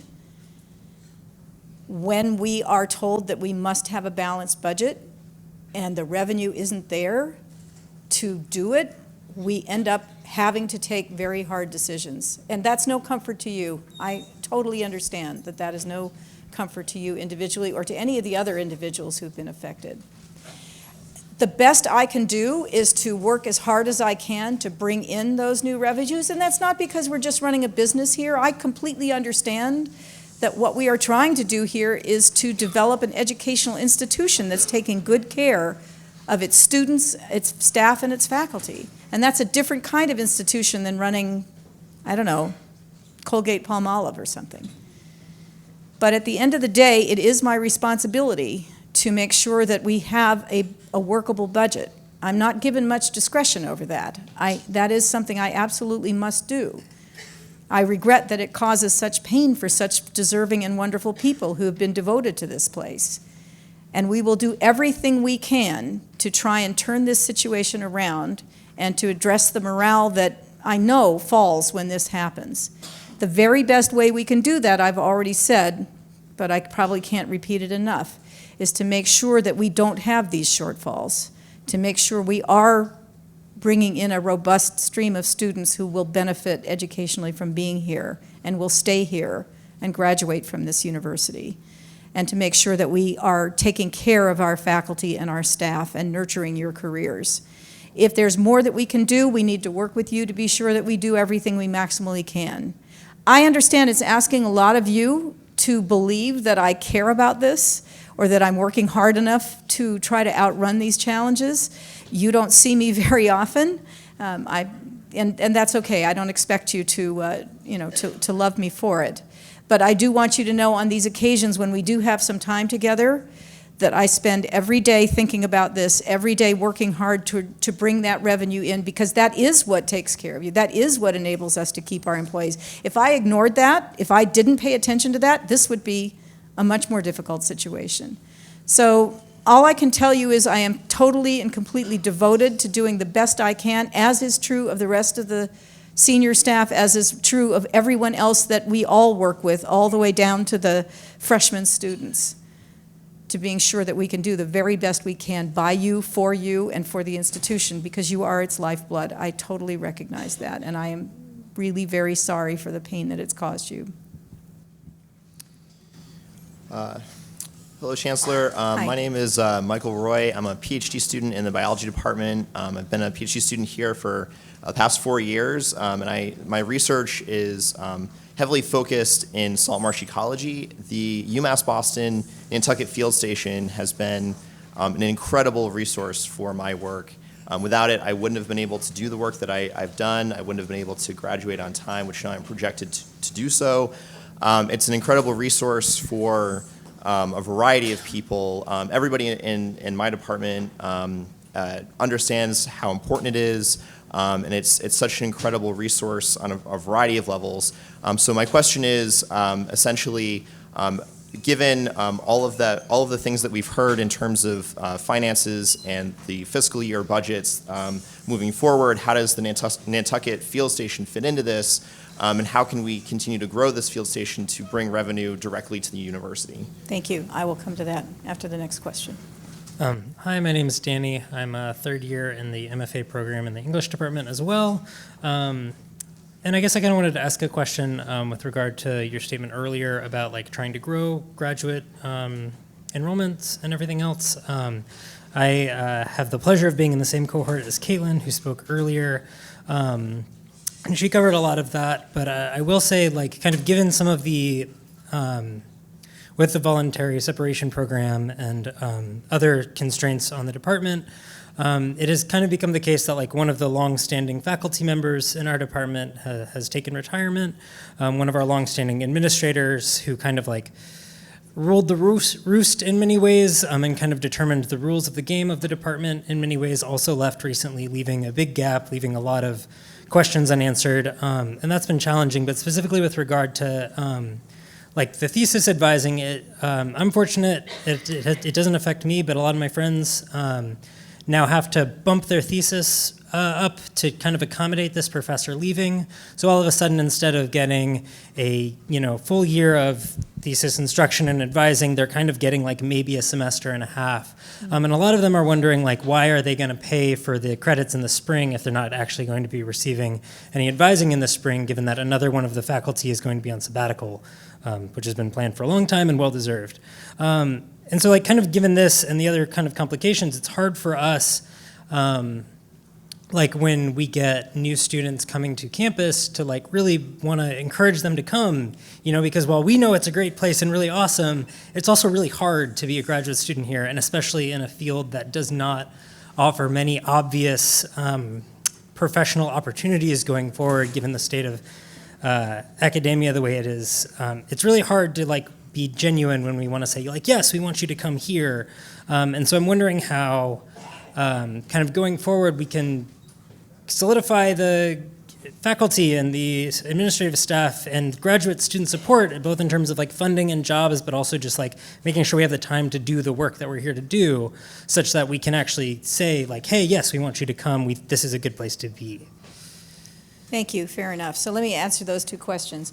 With respect to Nantucket, we are working with a foundation on the island that is interested in the possibility of assuming some of the costs involved, in fact, most of the costs involved, which are quite significant. The field station itself is in a very vulnerable position. As you probably know, the main facility is overlooking a cliff and it's going to fall into the ocean sometime probably in the next 18 months or so, and that's a lot of money. And to be perfectly, absolutely honest with you, given the needs that we have on the core campus, I really can't justify spending a lot of the campus's money on a facility that is 2 hours away and about to fall into the ocean. I just can't.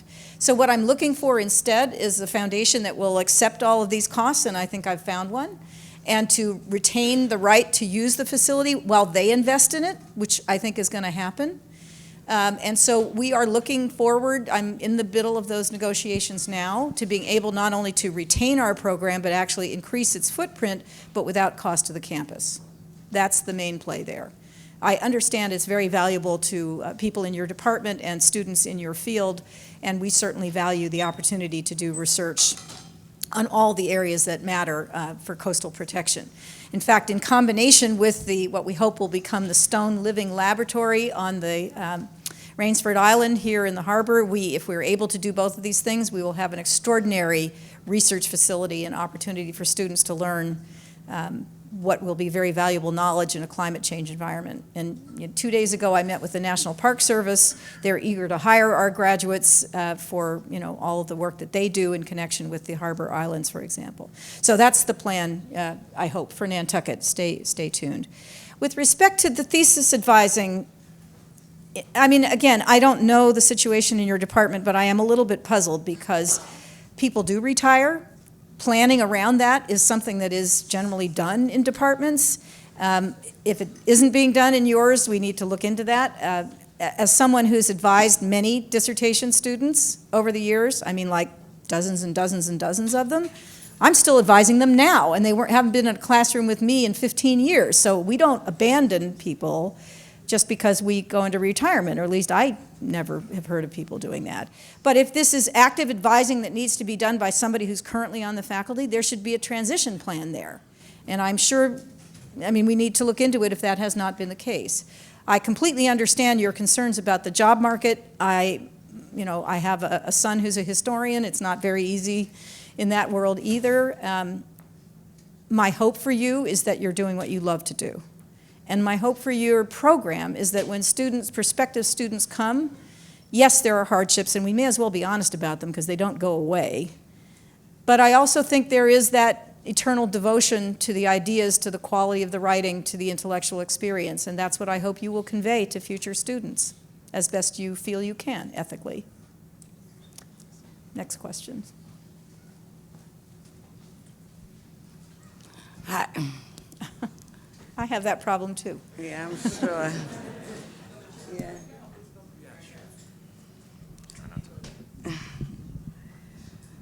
Hi, my name is Isabel DePina. I am a junior labor study major, and I'm actually a student organizer for Phenom, and we're trying to fight for social justice.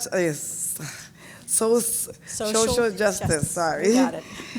Okay, my question is, do you think it is possible that our reduced enrollment are connected to the increase in student cost and the decline in student service due to the staff cuts, low employee morale, and low staff reduction rates? Thank you. We're doing two, right? Yeah. Okay, you. I was actually going to speak to that indirectly. My name's Tom Goodkind. I'm the machinist for the College of Science and Math and also the grievance secretary for the Professional Staff Union. One of the things that's become clear to us is that student retention is very closely related to employee retention.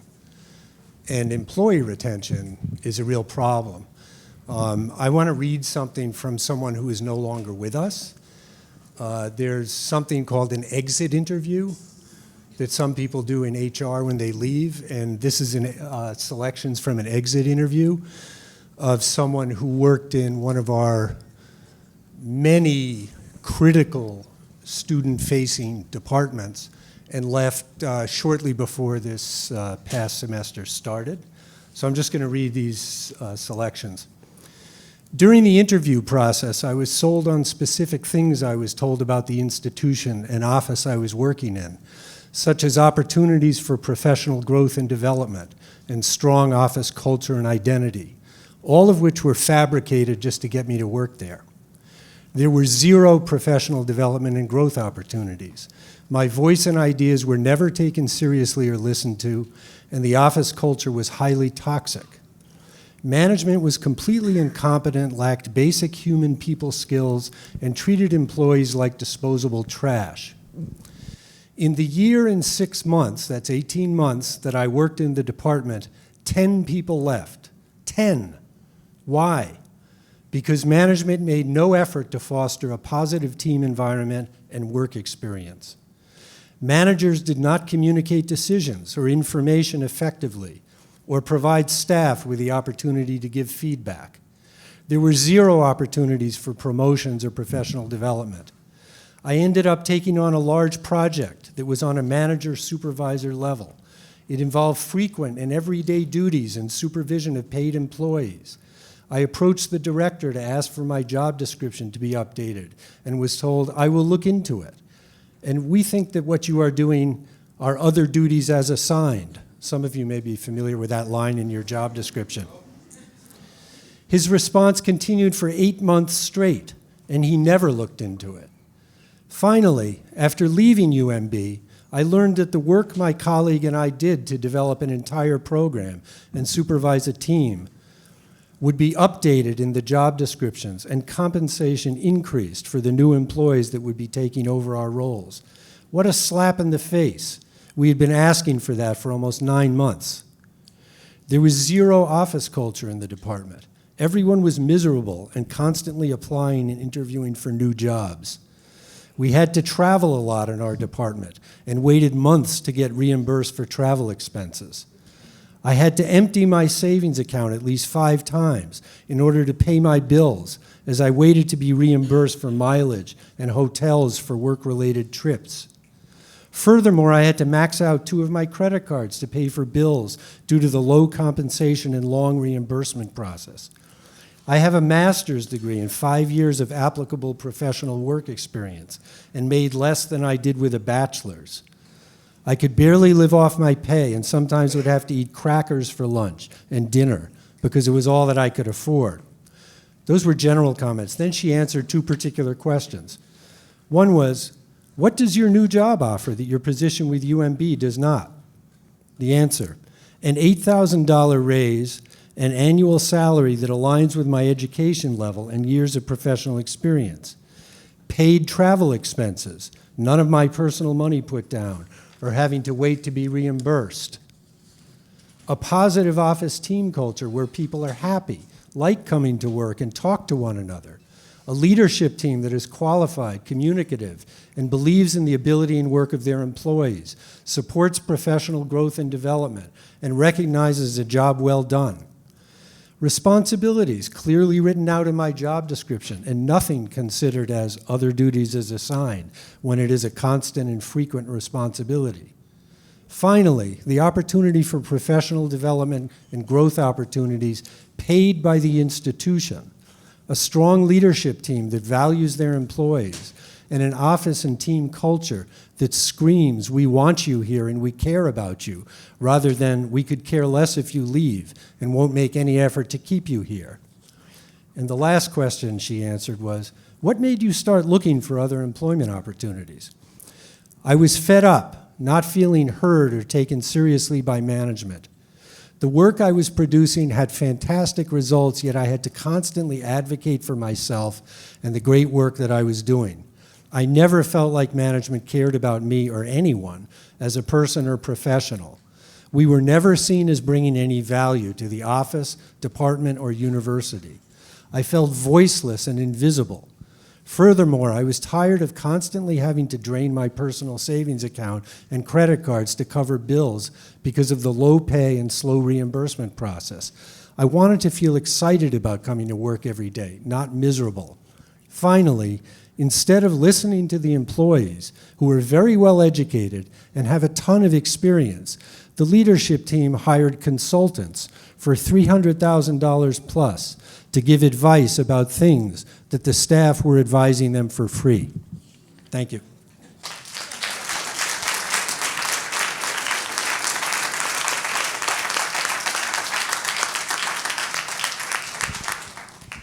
Well, not knowing anything about who this is or what department it is or how these conditions developed, all I can say is we definitely need to be sure that there are mechanisms for employees to bring forward concerns that they have. I assume that's part of what you do. I have never heard a litany quite like that one, and I would like to know, to the extent that it's possible for me to know, how we can make a more positive difference. I do think that it is not a widespread practice that I'm aware of disrespect of our employees. I recognize there are some people who feel particularly bad about what they're doing, and I certainly don't want that to be the case. I do want people to be excited and happy about coming to work here every day. We all should feel that way about our work, and if that is not the case, we need effective opportunities for employees to voice their concerns and grievances, and we need to be held accountable to them, to respond to them. And I hope that we have processes in place. Marie will educate me more later on if she is aware of this particular circumstance.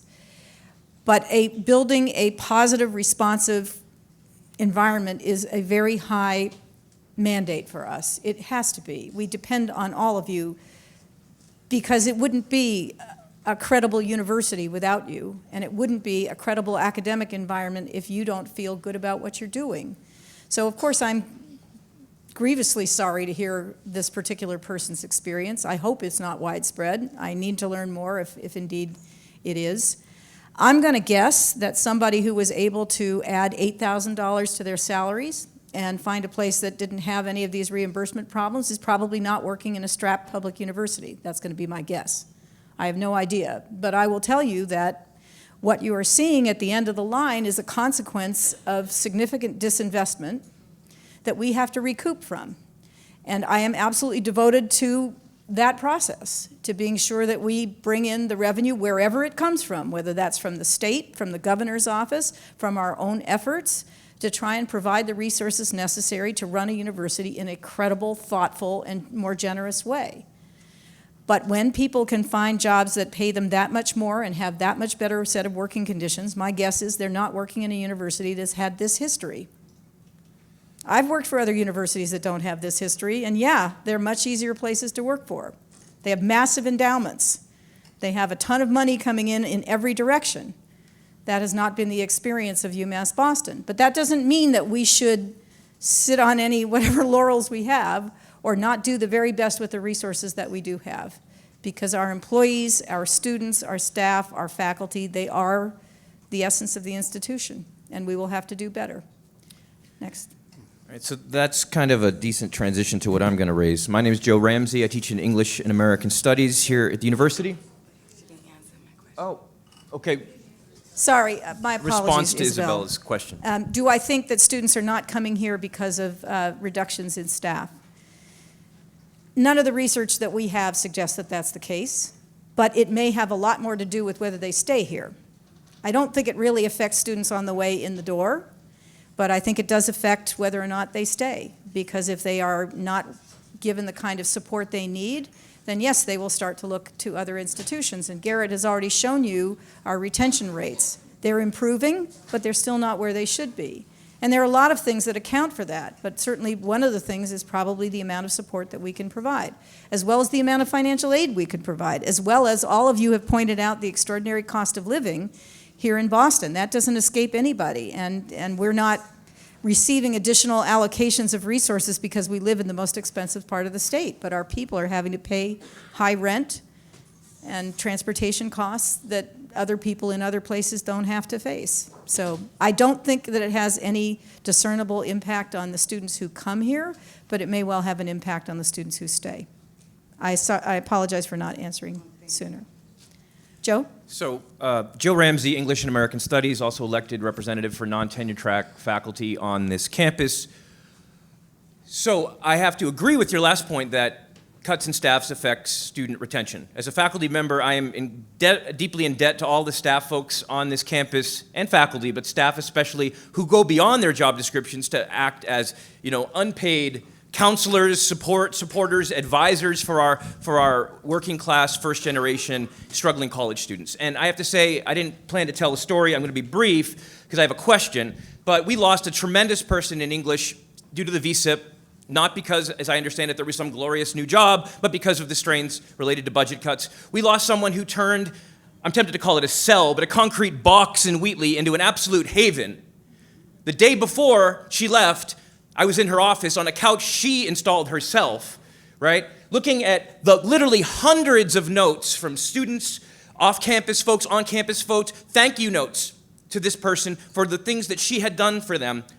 Her door was covered with just 1 year worth of events, like a montage you can't believe. Every year, every semester, she had to strip it down for the dozens and dozens of events that she herself had helped organize. I think that was part of her paid job, but there was a whole other unpaid part of her job that was her passion, and we've lost that. I go into that office now. Of course, we in English don't have enough office space to share, so it's used already. We got some, I don't know if it's graduate students using it or we get a computer station, but it's stripped bare, right? The warm space that was the exemplar, the perfect example of what you're saying about customer service, or that's not the term I would use, but responsiveness, availability. I usually leave campus at 5 or 6 o'clock on teaching days, and this person was always there still. And we've lost that due to the VSIP, but I believe it has everything to do with the budget cuts. Now, my question is this. I believe you. I saw you at the Fund Our Future rally. I believe you on some level that you want to fight for more revenue from the state. But I'm concerned that when you mention it, it's in the subordinate clauses of your sentences, right? As opposed to what are we going to do about it? It's like, until we get, better state funding, we have to cut. Your presentation had in it a statement not only that the president's office is asking us for a balanced budget for a 2% margin, right? Surplus. Some people would call it a profit, right? Or an extraction of money from our students and those who make this institution run. I believe that the assumption built into that request for a balanced budget request, that imperative, or let alone a 2% margin, is a false one and an immoral one. And that is to say that UMass Boston is just the same as the other UMass system institutions. Right? We are not, that is to say, we are not the same. Right? And most of us know this, but I think sometimes rehashing the obvious, well-known things is important. We serve many more low-income, first-generation, multiracial, multicultural, international, immigrant, ESL students than any of the other campuses. And so in my opinion, and I'd like to ask you yours, I believe that it is wrong for the president's office to give us to dictate a balanced budget, frankly, in light of the history of this institution and the legacy debt, and in light of the demographics that we serve. It is wrong to have a balanced budget requirement as we've had, and it's even more wrong to be mandating a surplus. That 2% surplus we need to have seems a lot like the 3% department reduction that we're being asked for, right? I believe that that's wrong, and I'd like to ask you if you think it's wrong, or what your opinion is on what's coming down in red, as if red was from God, from the office. I know that you may be constrained in your current position to speak directly, but I would like to hear publicly and privately what your view is on that and what we could do to change that. Because it isn't like Massachusetts doesn't have enough resources, right? We're talking about the legislature has $1 billion, they're taking requests. So my second question is, have you, and to your knowledge, has Marty Meehan, or the president's office, put in a formal request for legacy debt relief to be included in this $1 billion, wish list? My understanding is that it has not. So I want to conclude by not being all, sharp. There's a lot in your presentation that I believe many of us can unite with, but there are some things that I can't. And I want to know, will you unite with us? Which side of this question are you on? Joe, this is not a battle between me and our campus. Well, it just isn't. I'm sorry, that I will not let stand. Well, this has to be a collaborative effort, and I will do my best to answer your questions. But I'm not going to start with the premise that somehow you have God on your side, and this is the devil speaking. So let me just do what I can to answer your question. That 2% margin is very difficult. I am very concerned about how we reach it. You are right that we don't have the resources. We really don't. We are the only campus that isn't there pretty much right now. And what I did to start with was to talk turkey with the president and relieve us of the need to achieve it right away. Right? Other campuses have had to do that much faster than we have. Instead, what I asked for was that we be allowed to just run at a zero deficit for a number of years while we invest in these new programs that I hope will pick us up above that zero. Because if we had to do that the way the other campuses have had to do that right away, this would be a much more difficult conversation. So I pick my battles, and I try to negotiate on behalf of the campus in as strong a way as I possibly can, in the face of a legislature that, I would hope would become more sympathetic to our cause. And I have to say that, in fairness to the governor and to the state legislature, that $155 million that it's going to take to fix the substructure, half of that was given to us in an allocation by the governor, the single largest allocation of any kind of funding whatsoever in the whole state came to this campus. And boy, I'm glad. It doesn't make it easy. We've got the other $78 million to deal with, but at least we got that far. That's not nothing, but it is not enough. We are existing in an environment which I have campaigned against. I have written op-eds about. I have been in the legislature probably a day and a half a week on the fact that across the country, state legislatures have been retrenching against public universities. We are actually better off than many. The public university I went to in California now gets 7% of its budget from the state of California. 7. It was probably 85% when I was a student, which feels like it was a millennium ago, for a whole bunch of reasons. I think, and I say this as a scholar of these matters, that what we're looking at is a national move to create a kind of user fee system for universities with those pressures being placed on the shoulders of families. Now, to the credit of the legislature, I know that they are also looking at K through 12, which is underfunded, at Medicare and Medicaid, which is underfunded. There are many kinds of financial pressures placed on their shoulders. We are just one of them. We are one of the ones that they think can be transferred onto families' shoulders, and therein lies all the burdens our graduate students have been talking about today, and that we face because there's a limit to that. I mean, take note, people, this year, We barely outran an effort to cap our tuition and fees. I wish we could cap our tuition and fees. I think that it would be the most wonderful thing if we could get additional resources from the state so that we didn't have to raise tuition and fees. But if we had to do that, that's millions of dollars, and millions of dollars more than the deficit we were running. So, this is not an easy time. It won't be an easy time for whoever is in my position. And what we're going to have to do is find every way possible, as I said before, to raise the revenues we have so that we are able to invest rather than cut. That is my sole ambition here. As for whether or not I think we could somehow get out of a requirement that's been placed on the shoulders of all the other campuses who have also had to do very difficult things, no, honestly, Joe, I don't think I can. I really don't. And it's not something any of the chancellors are very excited about. But the reason that margin is there is to try and protect us against even worse rainy days. And those could come.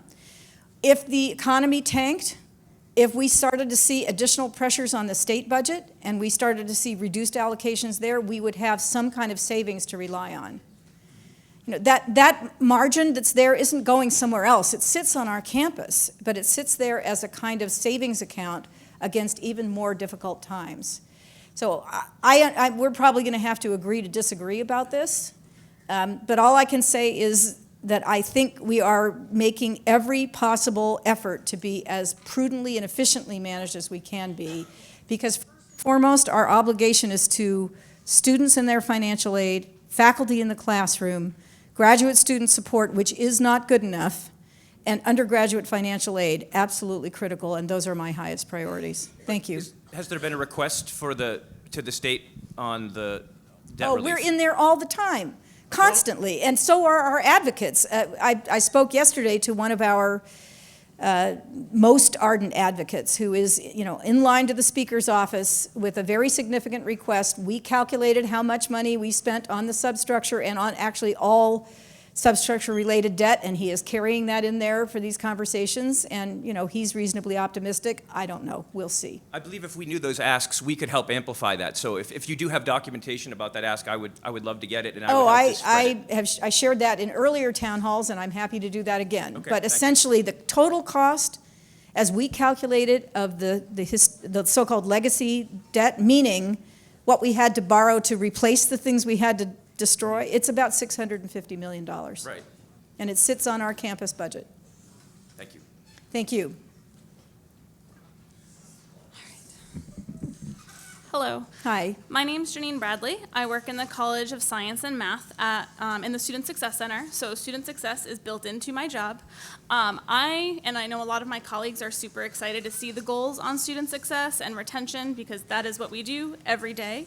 But the question that I wanted to ask was actually about salaries for PSU members, because most academic advisors on campus, folks who work in career services, and also folks who work in the admissions office, a lot of us are part of the PSU.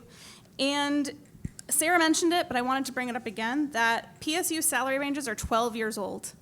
We just advertised for a position where we had to put the starting salary, $46,000, and it requires a master's degree and years of experience.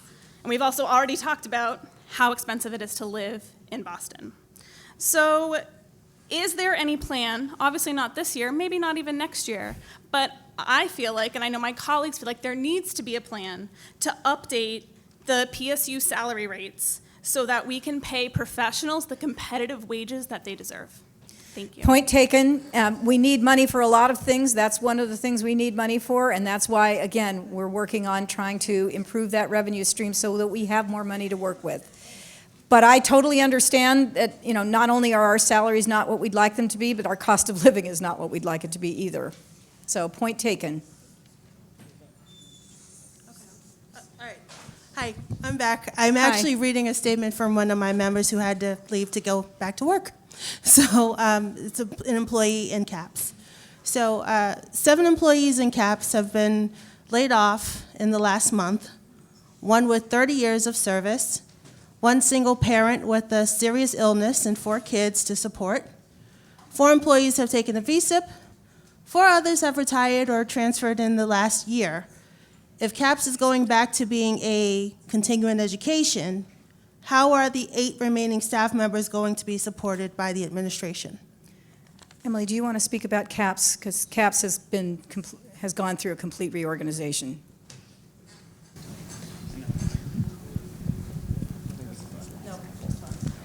Hi. The organization of CAPS has been under discussion and is in flux, as you've pointed out. What we've done, and we're often told that we need to cut down administrative expenses.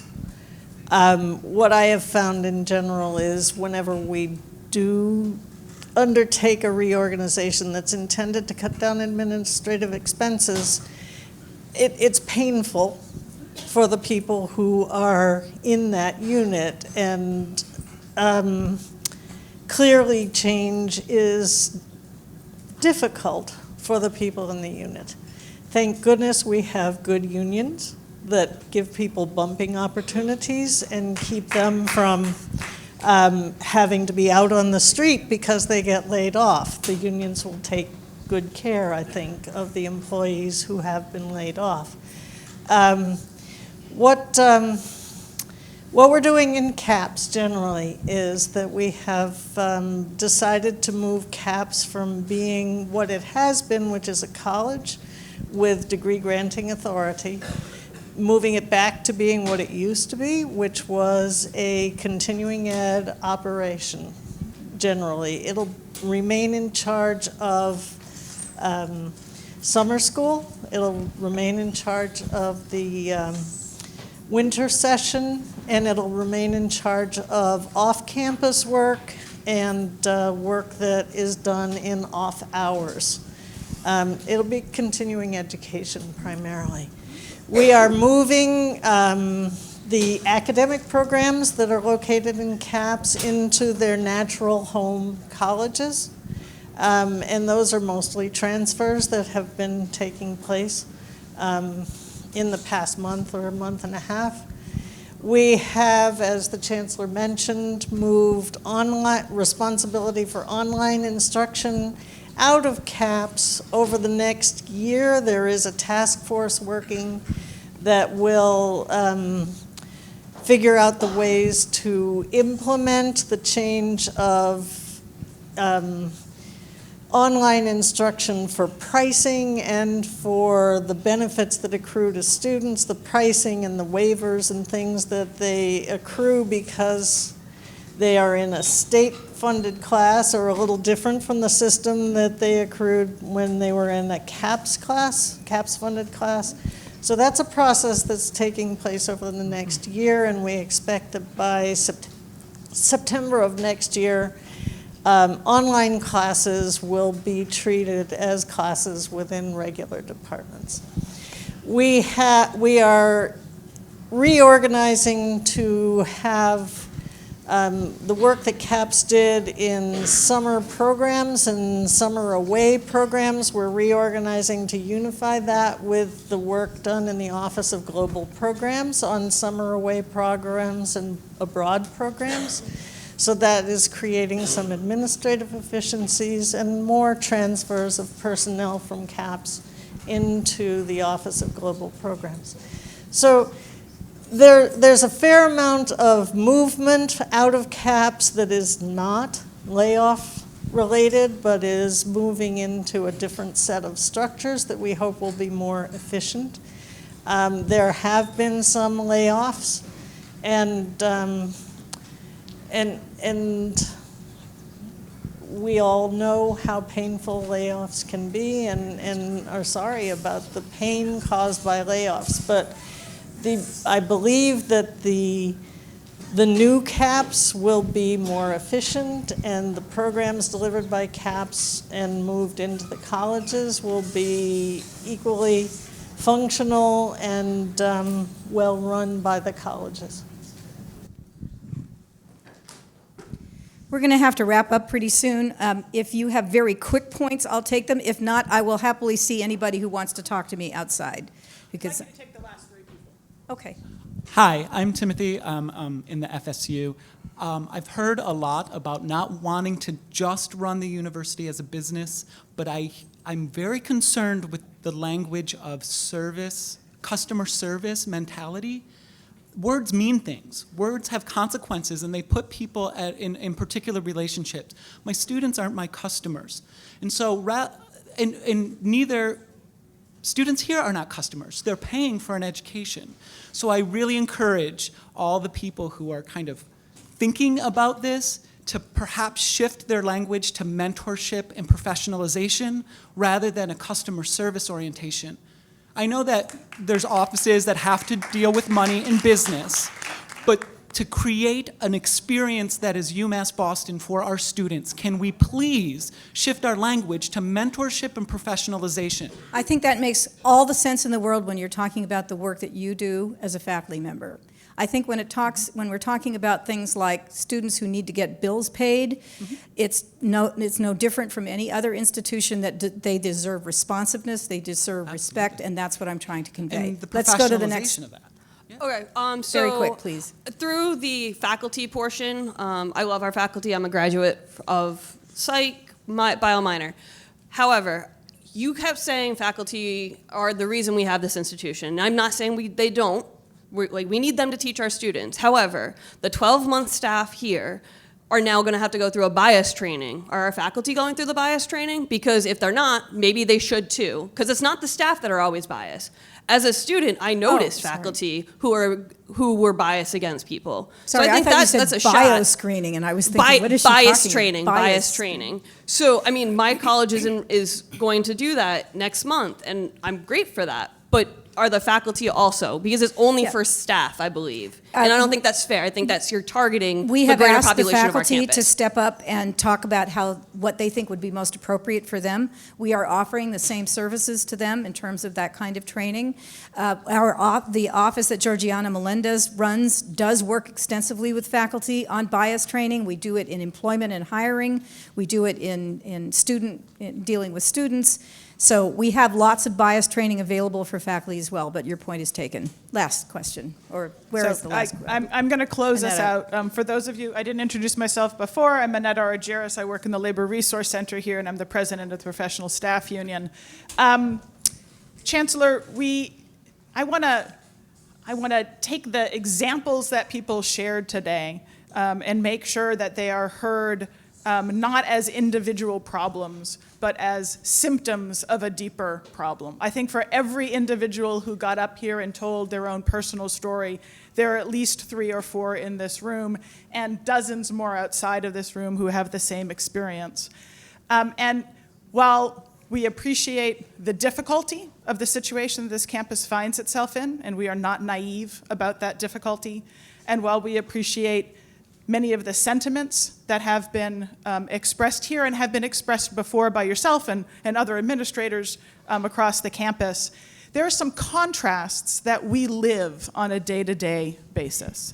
So we hear about here the need to increase our graduate student population, but we see the reduction in stipends for our graduate students, and we know that makes it impossible for our local students to come and be graduate students.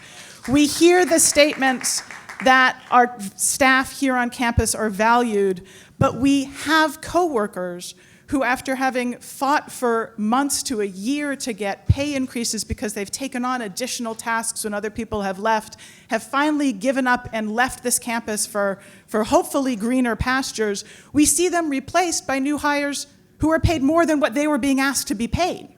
That doesn't express to us that they're being valued.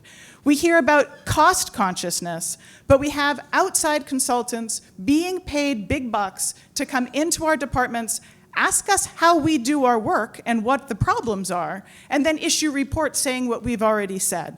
That's a waste of money. And that money could be spent instead to keep us employed on this campus. We see administrative expenses going up. There's another individual who's being laid off from CAPS, who we've been told officially by the university his job duties are being given to a non-unit employee who just got a $40,000 raise. And when we hear that we need to cut administrative costs, I'm sorry, but that doesn't make fiscal sense to me. If we already have someone who's doing the work, why are we stripping him of a job, giving his tasks to somebody who's being paid nearly $100,000 more than he was being paid? That's a waste of money, frankly. That's not cost savings. And the economic, we understand that there's economic impacts on our students and staff, and that this whole budget problem is what's at fault, but we have heard repeatedly a complete lack of willingness to commit the proceeds from Bayside sale Annetta, to wait a cover sec. our No. debt Whoa, on this whoa, whoa, campus whoa. to lower Let's just to stop lower right our there fees. for the Bayside. But that's what we have have heard. right now no money from Bayside. We I will know we have have it money no in right now. 2022 from Bayside. And when we get it, as you well know, it has very restricted potential uses. That's not something we can change. It can only be committed to capital projects, and the kinds of things you're talking about are not capital projects. That does not mean that we will not look very carefully at how we could use Bayside proceeds, for example, to reduce debt, which does help to free up some resources in the operating budget. But I do not want people to get confused about what we can and cannot do with Bayside, because that's a red herring. We cannot use Bayside to cure these kinds of salary-related problems that you're raising. Those are that we need other mechanisms for that. But it will be helpful to us for other reasons. For example, we have decanted one of our largest programs, one of our most important programs in nursing, out of the Science Center into facilities inside Quinn that we know are not going to be good enough. They're just not.